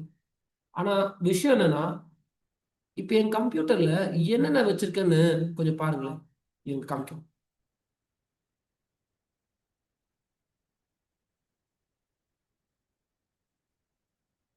என் கம்ப்யூட்டர்ல கீழே என்னென்ன இருக்குன்னு பாருங்க. ஒரு குரோம் ஓப்பன் பண்ணியிருக்கேன். தென் ஒரு ஃபோல்டர் ஜூம் ஸ்டார்ட் பண்ணியிருக்கேன். அந்த ஜூம்ல ரெக்கார்டிங் போகுது. ஜூம் மட்டும் கிடையாது, ஜூம்ல ரெக்கார்டிங். அதுவும் என் ப்ராசஸ் தான் பார்த்துக்கும். அதுக்கு பக்கத்துல ஒரு ரைட்டிங் பேட் வச்சிருக்கேன், டாஸ்க் மேனேஜர் வச்சிருக்கேன். அப்போ இதுக்கே என்னோட ப்ராசஸர் 40-30% எடுக்குது. இன்னும் நான் விர்ச்சுவலைசேஷன் எதுவும் போடல, நான் கேம் விளையாடல, நான் எந்த அனிமேஷனும் யூஸ் பண்ணல. இதுக்கே என் ப்ராசஸர் வந்து 21 போகுது அப்படின்னா அப்படி போகக்கூடாது, அவ்வளோலாம் எடுக்கக்கூடாது. ஒண்ணுமே பண்ணல, ரெக்கார்டிங் போடுறதுனால தான் அதுவும் இவ்வளோ எடுக்குது சொல்ல போனா. பட் எந்த ஹை எண்ட் ப்ராசஸர் அதுவே ஏன் இவ்வளோ எடுக்குதுன்னா, இதெல்லாம் செகண்ட்ஸ் ப்ராசஸர், யூஸ்டு ப்ராசஸர். நான் புதுசாக பர்ச்சேஸ் பண்ணேன். அப்போ லாஜிக் என்னன்னா, அதுக்கு தான் செகண்ட்ஸ் லேப்டாப் வாங்க சொல்லலாம், கொஞ்சம் வாங்கலாம், தப்பு கிடையாது. ஆனால் என்னன்னா, i7 வாங்குறீங்கன்னா அவங்க ஒரு 5 வருஷம் அந்த i7 ஹெவியாக யூஸ் பண்ணியிருப்பாங்க. 4 கோரை ஹெவியாக யூஸ் பண்ணிட்டு தான் அவங்க தர போகிறாங்க. அவங்க லைட்டாக யூஸ் பண்ணாங்களா ஹெவியாக யூஸ் பண்ணாலும் நமக்கு தெரியாது. செகண்ட்ஸ்னாவே மேபி ஹெவியாக யூஸ் பண்ணியிருந்தா சொல்கிறேன். உங்களுக்கு காமிக்குது 4 கோர்னு காமிக்கும், ஃபிசிக்கல் 4 கோர்னு காமிக்கும். ஆனால் அது 2 கோர் மாதிரி தான் வேலை செய்யும். ஏன்னா எல்லாத்துக்கும் லைஃப் ஸ்பேன் ஒன்று இருக்கு. நீங்க ஒரு ப்ராசஸர் i7ல 4 கோர்ல வாங்கிட்டு வருஷம் ஃபுல்லா அது 4 கோர்லாம் வேலை செய்யாது. தட் மீன்ஸ் வாழ்க்கை ஃபுல்லாலாம் 4 கோர் வேலை செய்யாது. ஒரு ப்ராசஸரோட லைஃப் டைம் அவங்க என்ன சொல்றாங்கன்னா, இன்டெல் 5 இயர்ஸ், 5 வருஷம் யூஸ் பண்ணணும், அதுக்கப்புறம் நீங்க மாத்திடணும். அதெல்லாம் இல்ல சுரே எனக்கு மாற்ற முடியாதுன்னா யூஸ் பண்ணுங்க, ஆனால் கொஞ்சம் கொஞ்சமா பர்ஃபார்மன்ஸ் அது கம்மியாக தான் ஆகுமே தவிர இன்க்ரீஸ் ஆகாது. லோடு போட்டு யூஸ் பண்ணியாச்சு. அப்போ இந்த கம்ப்யூட்டரை நான் செகண்ட்ஸ்ல வாங்கணும். ஏற்கனவே ஒரு கம்பெனியில போட்டு லோடெல்லாம் அடிச்சுட்டு தான் எனக்கு கொடுத்துருப்பாங்க. அப்போ நான் இப்போ வந்து 8 கோரா ஃபிசிக்கல் 8 கோர்ன்றேன், அது 8 கோர் கொடுக்காது எனக்கு. நான் இவ்வளவு இதுக்கே எனக்கு ப்ராசஸிங் அவ்வளோ எடுத்துக்குது. ஓகேவா? அப்போ செகண்ட்ஸ் வாங்க சொல்ல அதுல ஒரு சின்ன வாங்கக்கூடாதுன்னு சொல்லலை. நான் இன்னைக்கோ செகண்ட்ஸ் தான், நாளைக்கு செகண்ட்ஸ் தான் வாங்க. ஏன்னா ப்ரைஸ் கம்மியாகும். யூஸ் வாங்கினா ரொம்ப அதிகம் எனக்கு. செகண்ட்ஸ் வாங்க, ஆனால் ஒன்று புரிஞ்சுக்கோங்க, 8 கோர் ஃபிசிக்கலாக 8 கோர் இருந்தாலும் அவங்களோட யூசேஜ் பொறுத்து தான். அவங்க அழகாக யூஸ் பண்ணியிருந்தாங்கன்னா எனக்கு 8 கோர் கொடுக்கும். அவங்க கொஞ்சம் ஹார்டாக ஏற்கனவே யூஸ் பண்ணி ஒரு 5 இயர்ஸ் யூஸ் பண்ண கம்ப்யூட்டர்லாம் 8 கோர் கொடுக்காது, 6 கோர் 4 கோருக்கு மாறி. ஆனால் டாஸ்க் மேனேஜரில் போய் நீங்கள் செக் பண்ண சொல்ல என்னன்னு காமிக்கும், 8 தான் காமிக்கும்.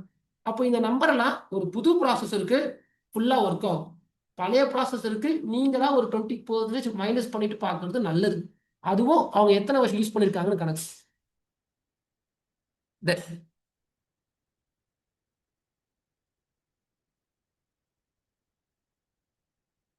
இப்போ சுரேன் என்ன ப்ராசஸர் யூஸ் பண்றாருன்னு பாருங்க.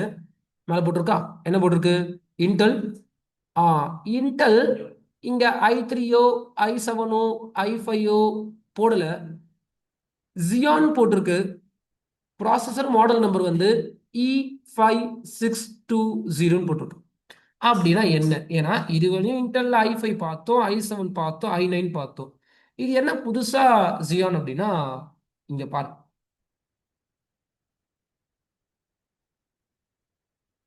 நான் ஃபர்ஸ்ட் கம்ப்யூட்டர் வாங்குனது எப்போனா நான் 12th படிக்க சொல்ல 2000 எப்பயோ சம்திங். அப்போ தான் நான் ஃபர்ஸ்ட் கம்ப்யூட்டர் வாங்கினேன். அப்போ அந்த கம்ப்யூட்டர் வாங்கிட்டு ஓஎஸ் போட்டு கொடுத்தாரு ஒரு இன்ஜினியர். அவரும் இந்த கோர்ஸ்லாம் படிச்சிருப்பாரு. அவர் வந்து ஓஎஸ் போட்டு கொடுத்துட்டு அவர் என்ன சொன்னார்னா, சீக்கிரமா ஏசி வாங்கிக்கோங்க அப்படின்னார். ஏன்னு கேட்டதுக்கு என்ன சொன்னார்னா, எனக்கு ஞாபகம் இருக்கு இந்த நாள், கம்ப்யூட்டர் இருந்தா கண்டிப்பா ஏசி இருக்கணும் அப்படின்னு சொல்லிட்டு போனார். அப்போதுல இருந்து எனக்கு இன்னைக்கு வரையும் அந்த டவுட்லாம் இருந்தது. என்னன்னா, இந்த கம்ப்யூட்டருக்கும் ஏசிக்கும் என்ன சம்பந்தம்? ஏன் கம்ப்யூட்டர் சில்லுன்னு இருக்கணுமா? கம்ப்யூட்டர்ல கேம் விளையாட போறேன், இந்த கேம் விளையாடுறதுக்கும் என் ரூம் சில்லுன்னு ஆகுறதுக்கும் என்ன வித்தியாசம்? ஏன் அவரு கம்ப்யூட்டர் இருந்தா ஏசி வாங்கணும்னு சொன்னாரு அப்படின்னா அது டவுட்டாகவே இருந்தது. கம்ப்யூட்டர் இருந்தால் ஏசி வாங்கணும்னா அப்படி கிடையாது, அது ஒரு பெரிய முட்டாள் தான். உங்ககிட்ட யாருன்னா கம்ப்யூட்டர் வச்சிருக்கீங்க கண்டிப்பா ஏசி மஸ்ட் அப்படின்றாங்கன்னா அப்படிலாம் கிடையாது. அப்போ அவர் சொன்னதுக்கு அர்த்தம் என்ன அப்படின்னா அவர் ஓர்வே சொல்லிட்டு போயிட்டாரு. அது கிடையாது அர்த்தம். நான் சொல்றேன் கவனி. இப்போ உங்க கம்ப்யூட்டர்ல ப்ராசஸர் இருக்கு. நீங்க வீட்டுக்கு போயிட்டு இந்த ப்ராசஸர்ல ஒரு கேம் ரன் பண்றீங்க. கேமோ எடிட்டிங்கோ இதை ரன் பண்றீங்க. கண்டினியூஸா ஒரு 8 ஹவர்ஸ் விளையாடுறீங்க. கண்டினியூவா 8 ஹவர்ஸ் முடிஞ்சிருச்சு. முடிஞ்சவொடனே என்ன பண்ணுவீங்கன்னா நார்மலாக இப்போ கம்பெனிக்கு ஷிஃப்ட்டுக்கு போகணும், ஏதோ பர்சனல் ஒர்க் இருக்கும், அந்த பிசியை ஷட் டவுன் பண்ணுவீங்க. ஓகே. ஆனால் இன்கேஸ் ஷட் டவுன் பண்ணாமல் அதே ப்ளஸ் 8 ஹவர்ஸ் உங்கள் ஃப்ரெண்டுகிட்ட தரீங்க. உங்கள் ஃப்ரெண்டு என்ன பண்ணுறாருன்னா ப்ளஸ் 8 ஹவர்ஸ் வந்து அவரும் ரன் பண்ணுறாரு கேமை, இன்னும் பிசி ஷட் டவுன் ஆகணும். சரி 16 ஹவர்ஸ் கண்டினியூவாக ஒரு ஹை எண்ட் கேம் ரன் பண்ணியிருக்கீங்க. Okay good. பிசியை ஆஃப் பண்ணணும். ஆஃப் பண்ணல நீங்கள், இன்னொரு ஃப்ரெண்டு வராரு, அவருக்கும் கொடுக்குறீங்க. அவரும் அந்த லேபெல்லாம் முடிக்கிறதுக்கு 8 ஹவர்ஸ் ஆயிடுச்சு. கேம் லேப்லாம் முடிக்க. இதே மாதிரி நீங்கள் என்ன பண்ணுறீங்கன்னா ஒரு டோட்டலாக 15 டேஸ் கண்டினியூவாக ரன் பண்ணுறீங்க. இப்போ கண்டினியூவாக அந்த ப்ராசஸருக்கு ஹெவி லோடு கொடுத்து யூஸ் பண்ணினே இருக்கீங்க. அப்போ அந்த ப்ராசஸர் என்ன பண்ணும் அப்படின்னா அதிகமான ஹீட்டை ப்ரொடியூஸ் பண்ணும். எவ்வளோத்துக்களவு உங்கள் ப்ராசஸருக்கு நீங்கள் லோடு கொடுக்குறீங்களோ அவ்வளோத்துக்களும் அந்த லோடு கஷ்டப்படும். நான் 2 ஹவர் கிளாஸ் எடுத்தால் ஓகே, என்னையே நீங்கள் 16 ஹவர் கிளாஸ் எடுக்குன்னு சொல்லிட்டீங்கன்னா எனக்கு லோடு அதிகம், இந்த பர்ஃபார்மன்ஸ்லாம் கொடுக்க முடியாது. அப்போது அந்த டைமில் அந்த ப்ராசஸர் ஹீட்டை ப்ரொடியூஸ் பண்ணும். அப்போது வீடு ஃபுல்லாக ஹீட் ஆகிடும், உங்களுக்கு வேர்க்கும். அதுக்காகலாம் ஏசி போட சொல்லலை. ஹீட்டு அதிகமாக கண்டிப்பாக உங்கள் ப்ராசஸர் இன்னும் கொஞ்ச நேரத்தில் பர்ஸ்ட் ஆகிடும். கண்டிப்பாக ப்ராசஸர் போயிடும். ப்ராசஸர் சில்லுன்னு தான் இருக்கணும். ப்ராசஸர் ஹீட் கிட்ட போகக்கூடாது. டெம்பரேச்சர் ரேஷியோலாம் இருக்குது. இவ்வளோ டெம்பரேச்சர் இருக்கு. இந்த டெம்பரேச்சர் 70%, 80% ஹீட் கிட்டலாம் போகக்கூடாது. உள்ள சென்சார்லாம் வச்சுருப்பாங்க. நல்ல ப்ராப்பராக ஒரு கம்ப்யூட்டர் வாங்குறீங்கன்னா கம்ப்யூட்டருக்குள்ள சென்சார்லாம் இருக்கும். லாக் வரும் உங்களுக்கு. உங்கள் கம்ப்யூட்டர் இவ்வளோ யூட்டிலைசேஷன் போயின்னு இருக்கு, ஹீட் அதிகமாக இருக்கு. கம்ப்யூட்டருக்கு பின்னாடி ஃபேன் இருக்கா, அந்த ஃபேன்லாம் எதுக்காக அப்படின்னா உள்ளே இருக்க ஹீட்டை வெளியே அனுப்புறதுக்காக. ஒரு சில பேர் பசங்க துணி போட்டு ஃபேனை மூடிடுவாங்க. இதெல்லாம் நான் பண்ணுது. நான் கம்ப்யூட்டர் வாங்க எனக்கு தெரியாது. ஃபேன் இருந்தால் என்ன சும்மா தான் சுற்றின்னு சொல்லிட்டு நான் கம்ப்யூட்டர் டஸ்ட் ஆகக்கூடாது சொல்லிட்டு கம்ப்யூட்டரில் மேலே கிளாத்லாம் போட்டுருவாங்க. ஒரு சில வீட்டிலலாம் பார்த்தீங்கன்னா அது ஹீட்டை வெளியே அனுப்ப முடியாது. அப்போது ஏற்கனவே உங்கள் பீரோ ஹீட்டாக இருக்குது, உங்கள் கம்ப்யூட்டர் ஹீட்டாக இருக்குது. என்னதான் அந்த உள்ளே இருக்க கூலிங் சிஸ்டம், கூலிங் ஃபேன் வந்து ஹீட்டை வெளியே அனுப்பிச்சாலும் வெளியே இருக்க ஹீட் தான் திருப்பி உள்ளே போகுது. அப்போ இந்த மாதிரி பண்ணுறீங்க அப்படின்னா கண்டிப்பாக உங்கள் ப்ராசஸர் போயிடும். உங்கள் ப்ராசஸர் அதிகமான ஹீட் வச்சுருக்கு. அப்போ என்ன சொல்கிறாங்கன்னா இந்த ஹீட்டை நீங்கள் கண்டிப்பாக கம்மி பண்ணுறதுக்கு உங்கள் வீட்டில் ஏர் கண்டிஷனர் போடுங்கன்ற. ஏசி போட்டிங்கன்னா அப்போது உங்கள் வீட்டோட டெம்பரேச்சர் கம்மியாகும். அப்போது அந்த கம்ப்யூட்டர் சிஸ்டம் என்ன பண்ணுன்னா வெளியே இருக்க சில்னஸை உள்ளே எடுத்துன்னு போயிட்டு ப்ராசஸரை சில் பண்ணுற வழியை பார்க்கும். அப்படி சில் பண்ணுற வழியை பார்க்கலான்னா கண்டிப்பாக உங்கள் ப்ராசஸர் போயிடும். பட் இன்டெல் என்ன சொல்கிறாங்கன்னா நீங்கள் எங்ககிட்ட வாங்குற ப்ராசஸருக்கு பேர் கிளைண்ட் ப்ராசஸர். நீங்கள் என்னதான் சில் பண்ணாலும் we need some rest. எங்களுக்கு ரெஸ்ட் வேணும். நீங்கள் இந்த மாதிரி 15 டேஸில் கண்டினியூவாக ரன் பண்ணுறீங்கன்னா ஹீட் ப்ரொடியூஸ் பண்ணும். நீங்கள் என்னதான் ஏசி போட்டு சில் பண்ணாலும் அங்கே ஹீட் இருக்கும். நீங்கள் அதை அப்படியே கண்டினியூவாக போடுறீங்க அப்படின்னா ப்ராசஸர் பஸ்ட் ஆகிடும். Client processor NEET rest. இந்த மாதிரிலாம் கண்டினியூவாக யூஸ் பண்ணவே கூடாது. கண்டிப்பாக ஒரு 1 ஹவர்னா 2 ஹவர்னா அந்த ப்ராசஸருக்கு ரெஸ்ட் வேணும். ரெஸ்ட்னா என்னன்னா ஆஃப் பண்ணுவீங்க கம்ப்யூட்டர். இவ்வளோ லோடெல்லாம் கொடுத்து யூஸ் பண்ணக்கூடாது. அதே மாதிரி உங்கள் ப்ராசஸரோட யூட்டிலைசேஷன் 80%, 90%க்கு மேலே போகக்கூடாது. என் கம்ப்யூட்டர் 20 to 30 பார்த்துருப்பீங்க. அதே 90 போயிடுச்சு. அதை 90லேயே நான் வந்து ஒரு 2 ஹவர் கேம் விளாட்ணுன்னா எப்போ வேணாலும் ப்ராசஸர் போகும். எப்போ போகும்னு சொல்ல முடியாது. அது எல்லாமே உங்கள் ப்ராசஸரோட ரிஸ்க் ஃபேக்டர். 90% ஒன்லாம் ரன் பண்ணக்கூடாது. நீங்கள் இது எல்லாத்தையும் பத்திரமா பார்த்துக்கணும். ஆனால் ரெஸ்ட் ரொம்ப முக்கியம். அப்போ யோசிச்சு பாருங்க, நம்ம நெட்ஃப்ளிக்ஸ் படம் பார்க்குறோம். நெட்ஃப்ளிக்ஸும் ஒரு கம்ப்யூட்டரில் இருக்கும், அந்த கம்ப்யூட்டர்லேயும் ப்ராசஸர் இருக்கும்.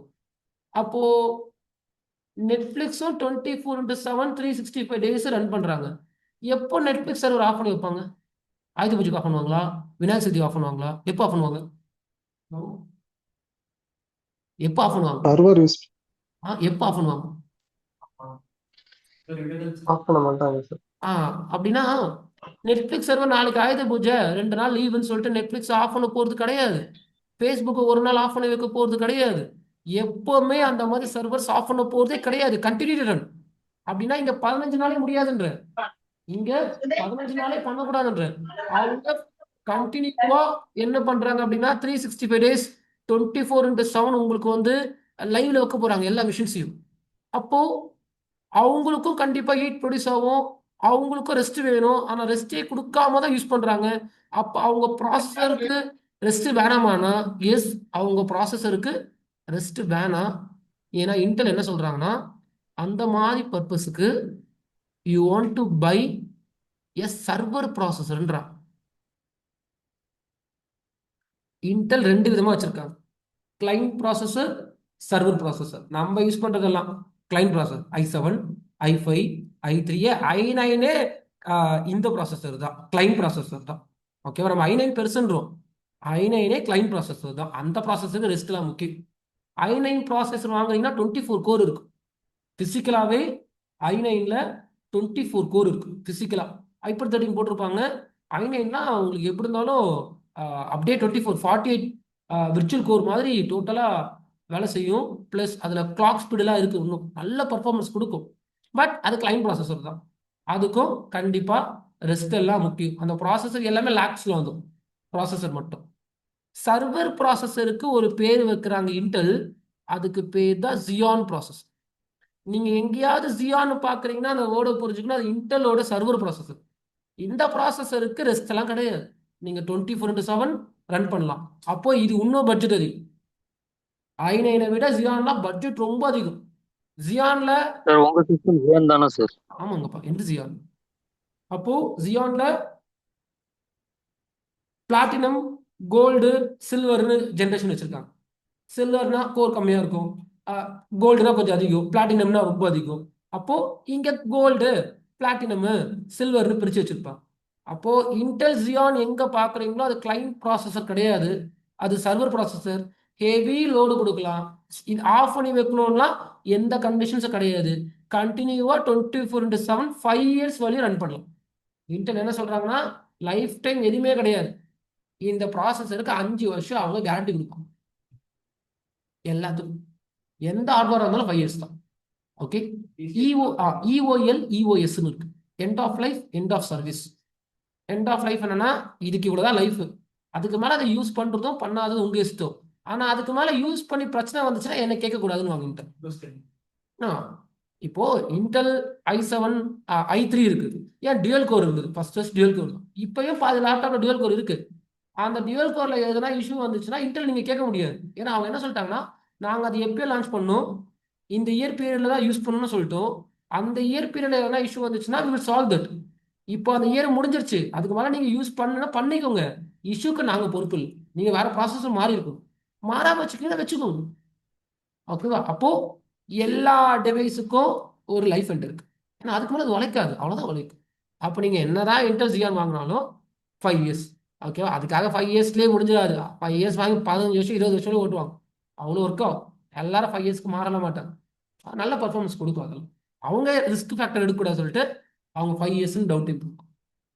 எல்லா வெண்டரும் 5 years கிடையாது, நான் ஒரு ஓவரலாக 5 yearன்றேன். ஓகேவா? மேபி இந்த டேட்ல மாத்திருக்கலாம். ஓகேவா? நான் படிச்சு வச்சு பேசுறேன், டேட் மாற மாற அவங்களோட பொசிஷன்ஸையும் அவங்களோட ப்ரோட்டோகால்ஸையும் மாற்ற வாய்ப்பு இருக்கு. பட் லிமிட் இருக்கு, லைஃப் டைம் வாரண்டிலாம் யாரும் தரமாட்டாங்க. இருக்கு, ஏஎம்டிக்கு பேர் இருக்கு, எபிக் நினைக்கிறேன். மார்னிங்ல பேச்சுலர் ஸ்டூடெண்ட் சொன்னார், நான் ஏஎம்டி யூஸ் பண்ணது இல்லை. எபிக்கோ சம்திங், எபிக்ன்றது ஏஎம்டியில் சர்வர் ப்ராசஸர். ஆனால் நான் பார்த்து ரியல் டைம்ல இருக்க எல்லா சர்வரும் இன்டெல் ஜியான் கீழே தான் வரும். நான் பார்க்கல, இன்னும் பார்த்தா கண்டிப்பா நான் சொல்லிடுவேன், நான் பார்த்துருக்கேன் பாரு, நான் இன்னும் பார்க்கல. நான் வச்சிருக்கிறது எல்லாமே இன்டெல் ஜியான். இது கிளாஸ் இருக்கிற பீஸ் சார். அப்போ மேக்ல இருக்காதா சார் சர்வர் இது ப்ராசஸர்? கிடையாதுங்கப்பா, நான் பார்த்து கிடையாதுங்கப்பா, நீங்க செக் பண்ணி பாருங்க. சரியா? அவங்க சர்வர் எல்லாம் இன்னும் கான்சன்ட்ரேட் பண்ணல, அவங்கலாம் வெறும் கிளைண்ட்ஸ் தான். சார் உங்களுக்கு பிளாட்டினமா, சில்வரா, எப்படி சார், கோல்டா சார்? எந்த வந்து நான் தெரியலப்பா, நான் அப்படி பார்க்கல. நான் எந்தில் வந்து 8 கோர் ப்ராசஸர்னு கேட்டு வாங்கினேன். எந்த பிளாட்டினம் கீழே வருதா என்ன தெரியல, எந்த எதுவுமே வராது. ஏன்னா இந்த மாடலுக்குலாம் பிளாட்டினம்லாம் அவங்க அனௌன்ஸ் பண்ணல, பிளாட்டினம் கோல்டு சில்வர்லாம். இன்னும் மாடல் நம்பர் ஹெவியாக கொடுத்து வாங்கினாதான் பிளாட்டினம் கோல்டு சில்வர்லாம் இருக்கும். இதுலயே இன்னும் மாடல் நம்பர்லாம் இருக்கும். சரியா? எந்தெல்லாம் பேசிக், எந்த இன்டெல் ஜிஆர்ல பேசிக்கில் தான். Okay sir. சரி லிசன். அப்போ நல்லா யோசிச்சு பாருங்க, என் போர்டில் எத்தனை சாக்கெட் இருக்கு? 2 சாக்கெட் இருந்தா என்ன அர்த்தம்? 2 சாக்கெட் 2 இருந்துச்சுன்னா 2 ப்ராசஸர் போடலாம். ப்ராசஸர். ஏன் நான் 2 ப்ராசஸர் போடுறேன் அப்படின்னா, நல்ல பெர்ஃபார்மன்ஸ் கிடைக்கிறதுக்காகலாம் 2 ப்ராசஸர் கிடையாது. நிறைய பேர் என்ன நினைப்பாங்கன்னா, சுரேன் 2 ஜியான் போட்டிருக்காரு, அப்போ நல்ல பெர்ஃபார்மன்ஸ் கிடைக்கும் அப்படி.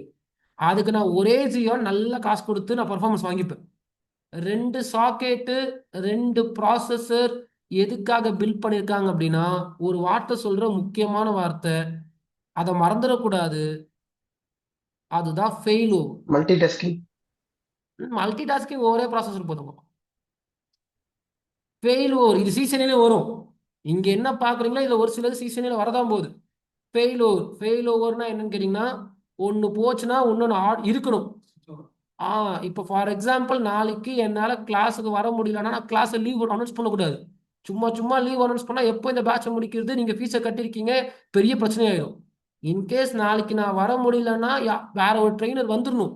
அவர் வந்து முடிஞ்ச அளவுக்கு அவரும் கரெக்டா எடுக்கணும் இங்க இருக்க செஷனை. ஓகேவா? அப்போ இதுதான் பிரைமரி செகண்டரின்னு ஒரு கான்செப்ட் இருக்கு. எந்த நெட்ஃபிளிக்ஸ் சர்வரோ ஹாட்ஸ்டார் சர்வர் எடுத்தீங்கன்னா அங்க எல்லாமே டியூல் ப்ராசஸர் தான் இருக்கும். டியூல் கோர் பத்தி பேச வரல, நான் டியூல் ப்ராசஸர் பத்தி பேச வரேன். இன்கேஸ் நெட்ஃபிளிக்ஸ் ரன் ஆகிற மிஷின்ல ப்ராசஸர் ஏதோ இஷ்யூ, அப்போ நெட்ஃபிளிக்ஸ் கட் ஆயிடும். அந்த ப்ராசஸரை மாத்துற வரைக்கும் இந்த உலகத்துல யாருக்குமே நெட்ஃபிளிக்ஸ் கிடைக்காது. நீங்க ஒரு மிஷினா பாருங்க, மல்டிபிள் மிஷினா பக்கத்தாங்க. அப்போ 10 செகண்ட் நெட்ஃபிளிக்ஸ் கிடைக்கலனாவே நெட்ஃபிளிக்ஸுக்கு அவ்வளோ மில்லியன்ஸ் ஆஃப் டாலர் லாஸ் ஆயிடும். 10 செகண்ட் லாஸ் ஆனாவே.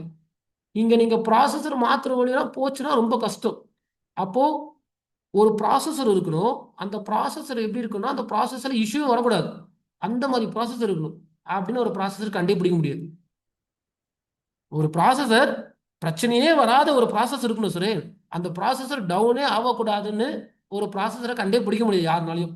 யாரு எவ்வளோ பெரிய ப்ராசஸர் கண்டுபிடிச்சாலும் என்னைக்குன்னா ஒரு நாள் அந்த ப்ராசஸர் டவுன் ஆகதான் போகுது. அது என்னைக்குன்னு சொல்ல முடியாது. அதுக்காக தான் என்ன கான்செப்ட் எடுத்து வந்தாங்க, ஃபெயிலோவர்னு எடுத்து வந்தாங்க. அப்போ என்னோட மதர் போர்டில் என்ன இருக்கும்னா 2 ப்ராசஸர் இருக்கும். இப்போ ஃபெயிலோவர் பண்ண போறீங்கன்னா கண்டிஷன் அனௌன்ஸ் பண்றாங்க.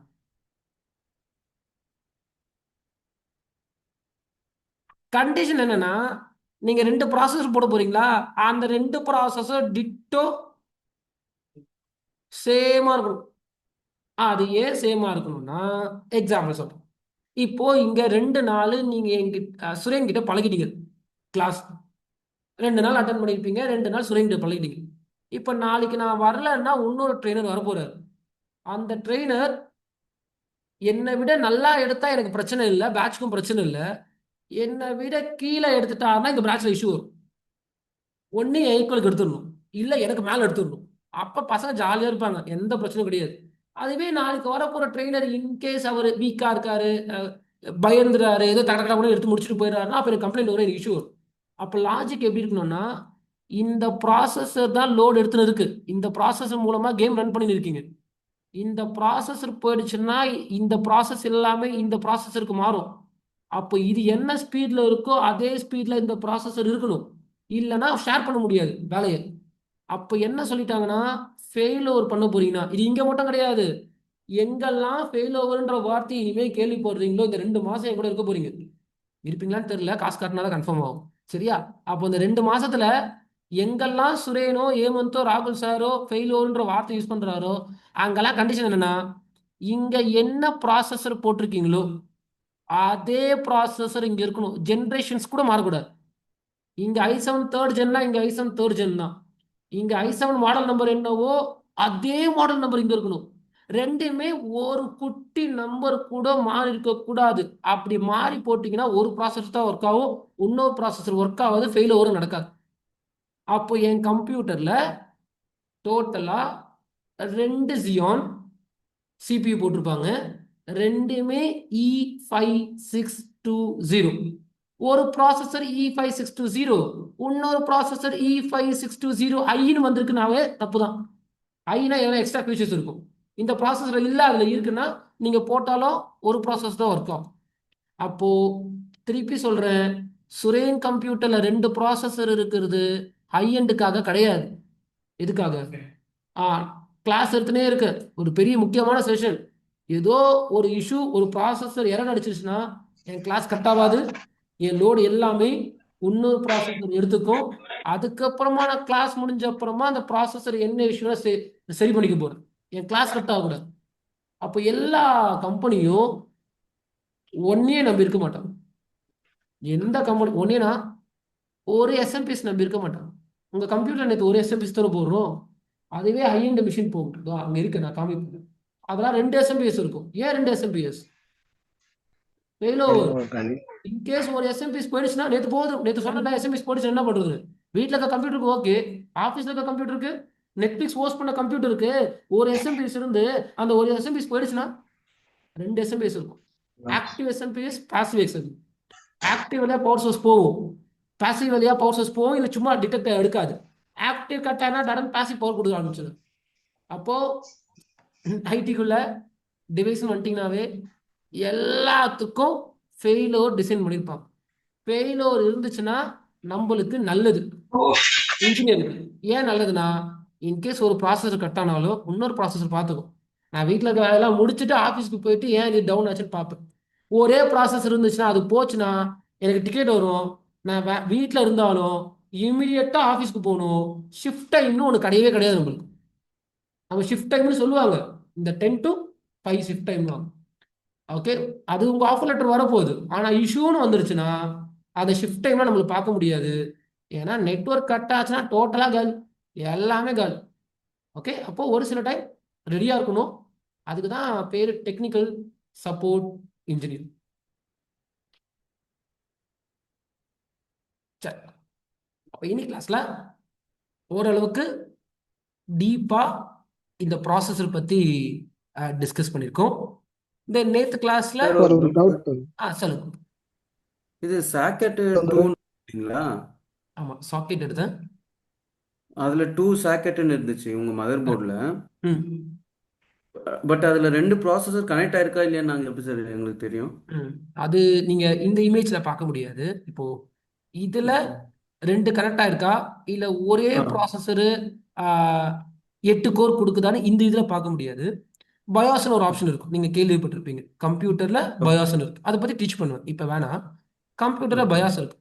அப்போ கம்ப்யூட்டர்ல பயாஸ்குள்ள போயிட்டு தான் இந்த கம்ப்யூட்டர்ல எத்தனை ப்ராசஸர் போட்டிருக்காங்க, என்ன மாடல் நம்பர், இங்கே மாடல் நம்பர் காமிக்குது, உள்ளேயும் காமிக்கும். ஓகேவா? கேட்சிங் மெமரி எல்லாமே பயாஸ்குள்ள போயிட்டு கிளியரா பார்க்க முடியும், இதுல பார்க்க முடியாது. சரியா? ஓகே சார், இந்த ஃபெயிலோவர் சொல்லியிருந்தீங்க சார். ஆமா உதய், சொல்லுங்க. அதுல இப்போ ஒரு ப்ராசஸர் ஒர்க் ஆயிட்டு இருக்கும்போது அந்த ப்ராசஸர் ஒர்க் ஆகாதா, இல்ல அது லோட் ஷேர் ஓகே, இல்ல சொல்ல போனா இப்போ ஃபெயிலோவர் இப்போ 2 ப்ராசஸர் என் கம்ப்யூட்டர்ல இருக்கு. நான் இப்போ ஜூம்ல உங்களுக்கு கிளாஸ் எடுத்துன்னு இருக்கேன் அப்படின்னா it will do load sharing. ஒரு ப்ராசஸர் சும்மாலாம் இருக்காது, இப்போ வருஷம் ஃபுல்லா சும்மா இருக்கும். அப்போ என்ன பண்ணணும்னா லோட் ஷேரிங் பண்ணிக்கும். லோட் ஷேரிங் பண்ணிக்கிறதுன்னு அப்படின்னா என்னோட ஜூம் அப்ளிகேஷனை ஒர்க் பண்ணுறதுக்கு ப்ராசஸர் 1 கொஞ்சம் வேலையை எடுத்துக்கும், ப்ராசஸர் 2 கொஞ்சம் வேலையை எடுத்துக்கும். ஏன் எப்படி டிசைன் பண்ணியிருக்காங்கன்னா, இன்கேஸ் ஒரு ப்ராசஸர் தான் ஆக்டிவ், இன்னொரு ப்ராசஸர் பேசிவ்ல இருக்கு. பேசிவ் எப்போ ஆக்டிவ் ஆகும்? ஆக்டிவ் போனாதான். 10 வருஷம் ஆச்சு ஆக்டிவ் போவே இல்லை, அப்போ 10 வருஷம் வரையும் இன்னொரு ப்ராசஸர் சும்மாவே இருக்கும். அதெல்லாம் அப்படி டிசைன் பண்ண மாட்டாங்க. ப்ராசஸர் ஈக்குவல் லோட் ஷேரிங் விட்டுருவாங்க. 2 ப்ராசஸரும் நீங்க கொடுக்குற வேலையை பண்ணினே இருக்கும்.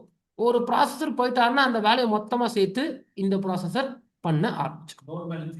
லோட் ஷேரிங், லோட் பேலன்சிங் எல்லாம் ஒன்று. Okay okay.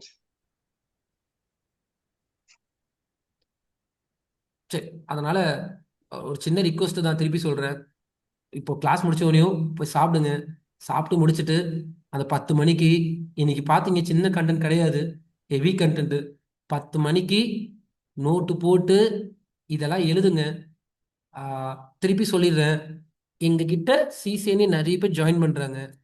50 பேர் ஜாயின் பண்றாங்கன்னா அதுல 15 பேரு நெட்வொர்க் இன்ஜினியரா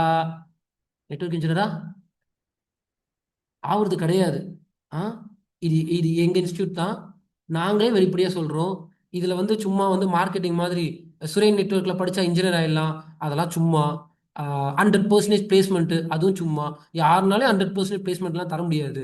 யாருனாலும் தர முடியாது. தந்தா நாளைக்கு வேலை கிடைச்சிடும் நம்மளுக்கு, நெட்வொர்க் இன்ஜினியர் ஆயிடலாம். ஓகேவா? அதனால 100% பிளேஸ்மெண்ட்லாம் தர முடியாது. 15 பேர் நெட்வொர்க் இன்ஜினியர் ஆகுறது இல்ல, 50 பேர்ல 35 பேர் நெட்வொர்க் இன்ஜினியர் ஆயிடுறாங்க. அந்த 35 பேர் நெட்வொர்க் இன்ஜினியர் ஆகுறதுனால எனக்கு அடுத்த பேட்ச் போட்டாலும் அவங்க மூலமா எனக்கு ஸ்ட்ரென்த் வந்துனே இருக்கு. இந்த 15 பேரும் ஆகணும்னு ஆசைப்படுறேன். இந்த 35 பேர் நெட்வொர்க் இன்ஜினியர் ஆயிருக்காங்கனாலும் சுரேன் தான் கிளாஸ் எடுத்தேன்.